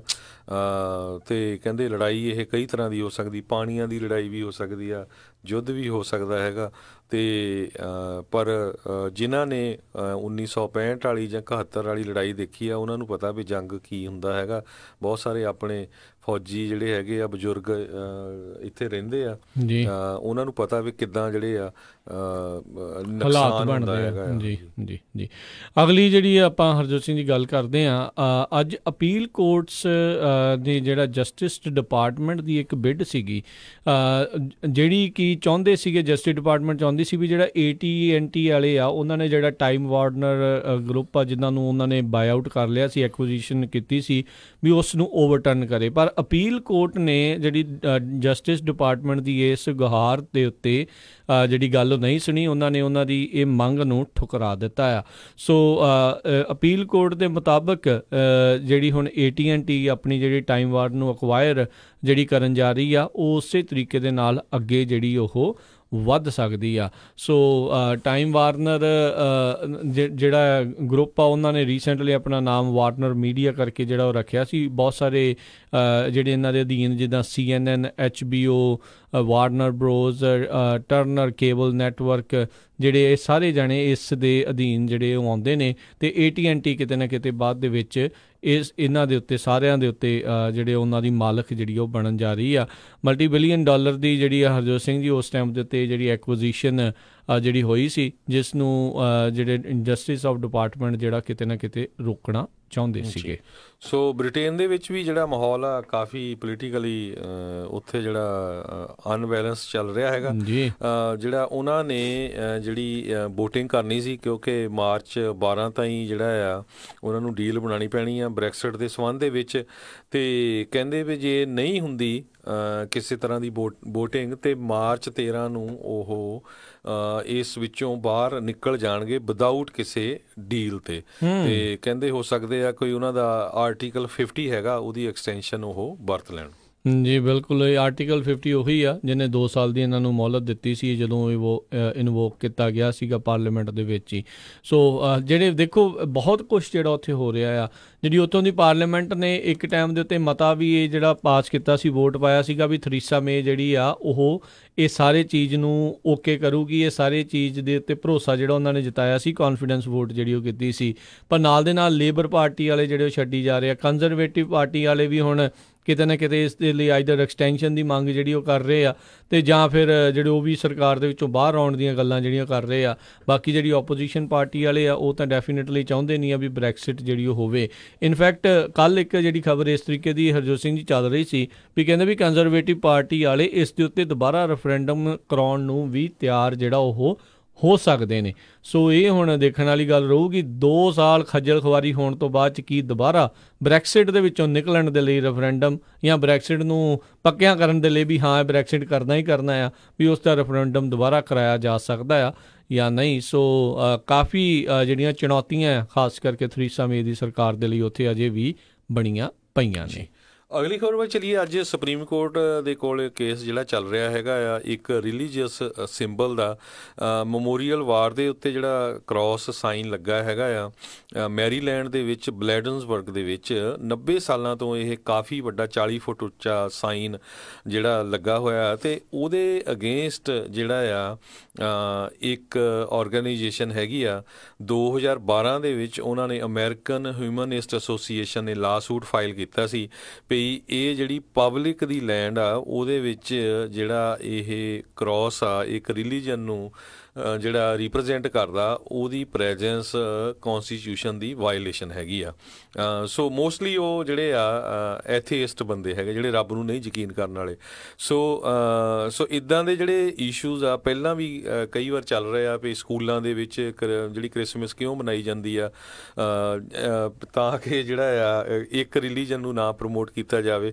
ਪਰ ਮੈਨੂੰ ਲੱਗਦਾ ਵੀ ਆਪਾਂ ਇੱਦਾਂ ਦੇ ਮੁਲਕ ਦੇ ਵਿੱਚ ਰਹਿੰਦੇ ਹਾਂ ਜਿੱਥੇ ਹਰ ਇੱਕ ਨੂੰ ਆਪਣਾ ਰਿਲੀਜਨ ਜਿਹੜਾ ਹੈਗਾ ਆ ਉਹਨੂੰ ਪ੍ਰੈਕਟਿਸ ਕਰਨ ਦੀ ਖੁੱਲੀ ਇਜਾਜ਼ਤ ਹੈਗੀ, ਐਜ਼ ਲੌਂਗ ਐਜ਼ ਜੇ ਕੋਈ ਕਿਸੇ ਦੇ ਵਿੱਚ ਇੰਟਰਫੀਅਰ ਨਹੀਂ ਕਰਦਾ ਹੈ। ਬਿਲਕੁਲ, ਪਰ ਇਹ ਵੀ ਚੀਜ਼ ਆ ਨਾ ਵੀ ਸਟੇਟ ਤੇ ਜਿਹੜਾ ਰਿਲੀਜਨ ਆ ਦੋਨੋਂ ਵੱਖੋ ਵੱਖਰੀਆਂ ਚੀਜ਼ਾਂ ਜਿਹੜੀਆਂ ਹੋਣੀਆਂ ਚਾਹੀਦੀਆਂ। ਪਰ ਕਈ ਵਾਰ ਹਿਸਟੋਰੀਕਲ ਚੀਜ਼ਾਂ ਹੁੰਦੀਆਂ, ਦੇਖੋ 90 ਸਾਲਾਂ ਤੋਂ ਇਹ ਸਾਈਨ ਉੱਥੇ ਹੈਗਾ ਆ, ਤੇ ਲੱਗਦਾ ਨਹੀਂ ਮੈਨੂੰ ਵੀ ਇਹ ਕਿਸੇ ਤਰ੍ਹਾਂ ਦੇ ਨਾਲ ਕਿਸੇ ਦੇ ਵਿੱਚ ਇੰਟਰਫੀਅਰ ਕਰਦਾ ਹੈਗਾ। ਤੇ ਕੱਲ੍ਹ ਮੈਂ ਉਹ ਬੀਬੀ ਦੀ ਇੰਟਰਵਿਊ ਵੀ ਜਿਹੜੀ ਇੱਕ ਤਰ੍ਹਾਂ ਨਾਲ ਦੇਖ ਰਿਹਾ ਸੀ, ਜਿਹੜੀ ਇਸ ਕੇਸ ਨੂੰ ਅੱਗੇ ਲੈ ਕੇ ਆਈ ਹੈਗੀ ਆ ਅਮਰੀਕਨ ਹਿਊਮਨਿਸਟ ਐਸੋਸੀਏਸ਼ਨ ਦੀ, ਤੇ ਉਹ ਕਹਿੰਦੀ ਆ ਵੀ ਨਹੀਂ ਜੀ ਸਾਡਾ ਜਿਹੜਾ ਧਿਆਨ ਹੋਰ ਪਾਸੇ ਚੱਲ ਜਾਂਦਾ ਹੈਗਾ। ਸੋ ਉਹਨੂੰ ਇੰਟਰਵਿਊ ਕਰਨ ਵਾਲਾ ਫਿਰ ਹੋਰ ਵੀ ਕਈ ਕੁਐਸਚਨ ਪੁੱਛੇ ਵੀ ਜਿੱਦਾਂ ਅਰਲਿੰਗਟਨ ਜਿਹੜੀ ਸਿਮੈਂਟਰੀ ਆ ਉੱਥੇ ਤਾਂ ਬਹੁਤ ਸਾਰੇ ਸਾਈਨ ਹੈਗੇ ਆ, ਫਿਰ ਉੱਥੇ ਤੁਸੀਂ ਇਹ ਤੋਂ ਬਾਅਦ ਉੱਥੇ ਜਾਓਗੇ।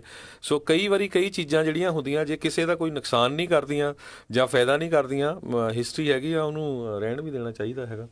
ਜੀ ਹੁਣ ਹਿਸਟਰੀ ਤਾਂ ਹਰਜੋਤ ਸਿੰਘ ਜੀ ਕਨਫੈਡਰੇਟ ਫਲੈਗ ਵਾਲਿਆਂ ਦੀ ਵੀ ਆ, ਉਹਨਾਂ ਦੇ ਸਟੈਚੂ ਵਾਲਿਆਂ ਦੀ ਵੀ ਆ, ਪਰ ਉਹ ਕਿਤੇ ਨਾ ਕਿਤੇ ਸਲੇਵਰੀ ਨੂੰ ਪ੍ਰਮੋਟ ਕਰਨ ਵਾਲੀਆਂ। ਸੋ ਇਹ ਹੁਣ ਦੇਖਣ ਵਾਲੀ ਗੱਲ ਆ ਵੀ ਆਮ ਲੋਕਾਂ ਦੀ ਜਿਹੜੀ ਆ ਕਿਸੇ ਚੀਜ਼ ਦੇ ਉੱਤੇ ਕਿੱਦਾਂ ਦੀ ਜਿਹੜੀ ਰਾਏ ਆ ਉਸ ਚੀਜ਼ ਦੇ ਉੱਤੇ। ਸੋ ਹੌਲੀ ਹੌਲੀ ਕੀ ਆ ਵੀ ਬਹੁਤ ਸਾਰੇ ਜਿਹੜੇ ਇੱਧਰ ਨੂੰ ਜਿਹੜਾ ਟਵਿਸਟ ਚੱਲ ਰਿਹਾ, ਜਿਸ ਤਰ੍ਹਾਂ ਪਲੇਜਸ ਆਫ ਅਲਾਇੰਸ ਦੇ ਆ, ਪਹਿਲਾਂ ਇਸ਼ੂ ਬਹੁਤ ਪਿਆ ਸੀ ਵੀ ਨਹੀਂ ਜੀ ਅਸੀਂ ਨਹੀਂ ਉਸ ਟਾਈਮ ਦੇ ਉੱਤੇ ਖੜਨਾ, ਹੁਣ ਇਹ ਕ੍ਰਾਸ ਸਾਈਨ 'ਤੇ ਆ ਰਿਹਾ, ਤੇ ਹੌਲੀ ਹੌਲੀ ਕਹਿੰਦੇ ਵੀ ਇਹ ਜਿਹੜੀ ਮਨੀ ਆ ਡਾਲਰ ਉਹਦੇ ਉੱਤੇ ਵੀ ਆਊਗੇ ਵੀ ਉਹਦੇ ਤੇ ਜਿਹੜਾ ਲਿਖਿਆ ਇਨ ਗੋਡ ਵੀ ਟਰਸਟ ਉਹ ਨਹੀਂ ਚਾਹੀਦਾ ਹੈਗਾ। ਸੋ ਇਹ ਕੇਸ ਵੀ ਕਹਿੰਦੇ ਵੀ ਹੌਲੀ ਹੌਲੀ ਉੱਧਰ ਨੂੰ ਵੱਧ ਰਹੇ ਹੈਗੇ ਆ ਜੀ। ਲੈਟਸ ਸੀ ਜਿਹੜਾ ਇਸ ਦੇ ਵਿੱਚ ਅੱਗੇ ਕੀ ਬਣਦਾ ਆ।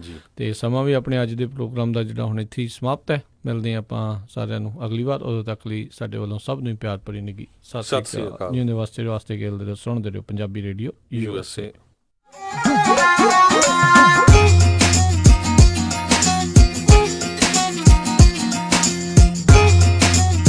ਕੈਨੇਡਾ ਵਿੱਚ ਅਪਾਰ ਸਫਲਤਾ ਤੋਂ ਬਾਅਦ ਅੱਵਲ ਵਾਲੇ ਹੁਣ ਅਮਰੀਕਾ ਵਿੱਚ ਵੀ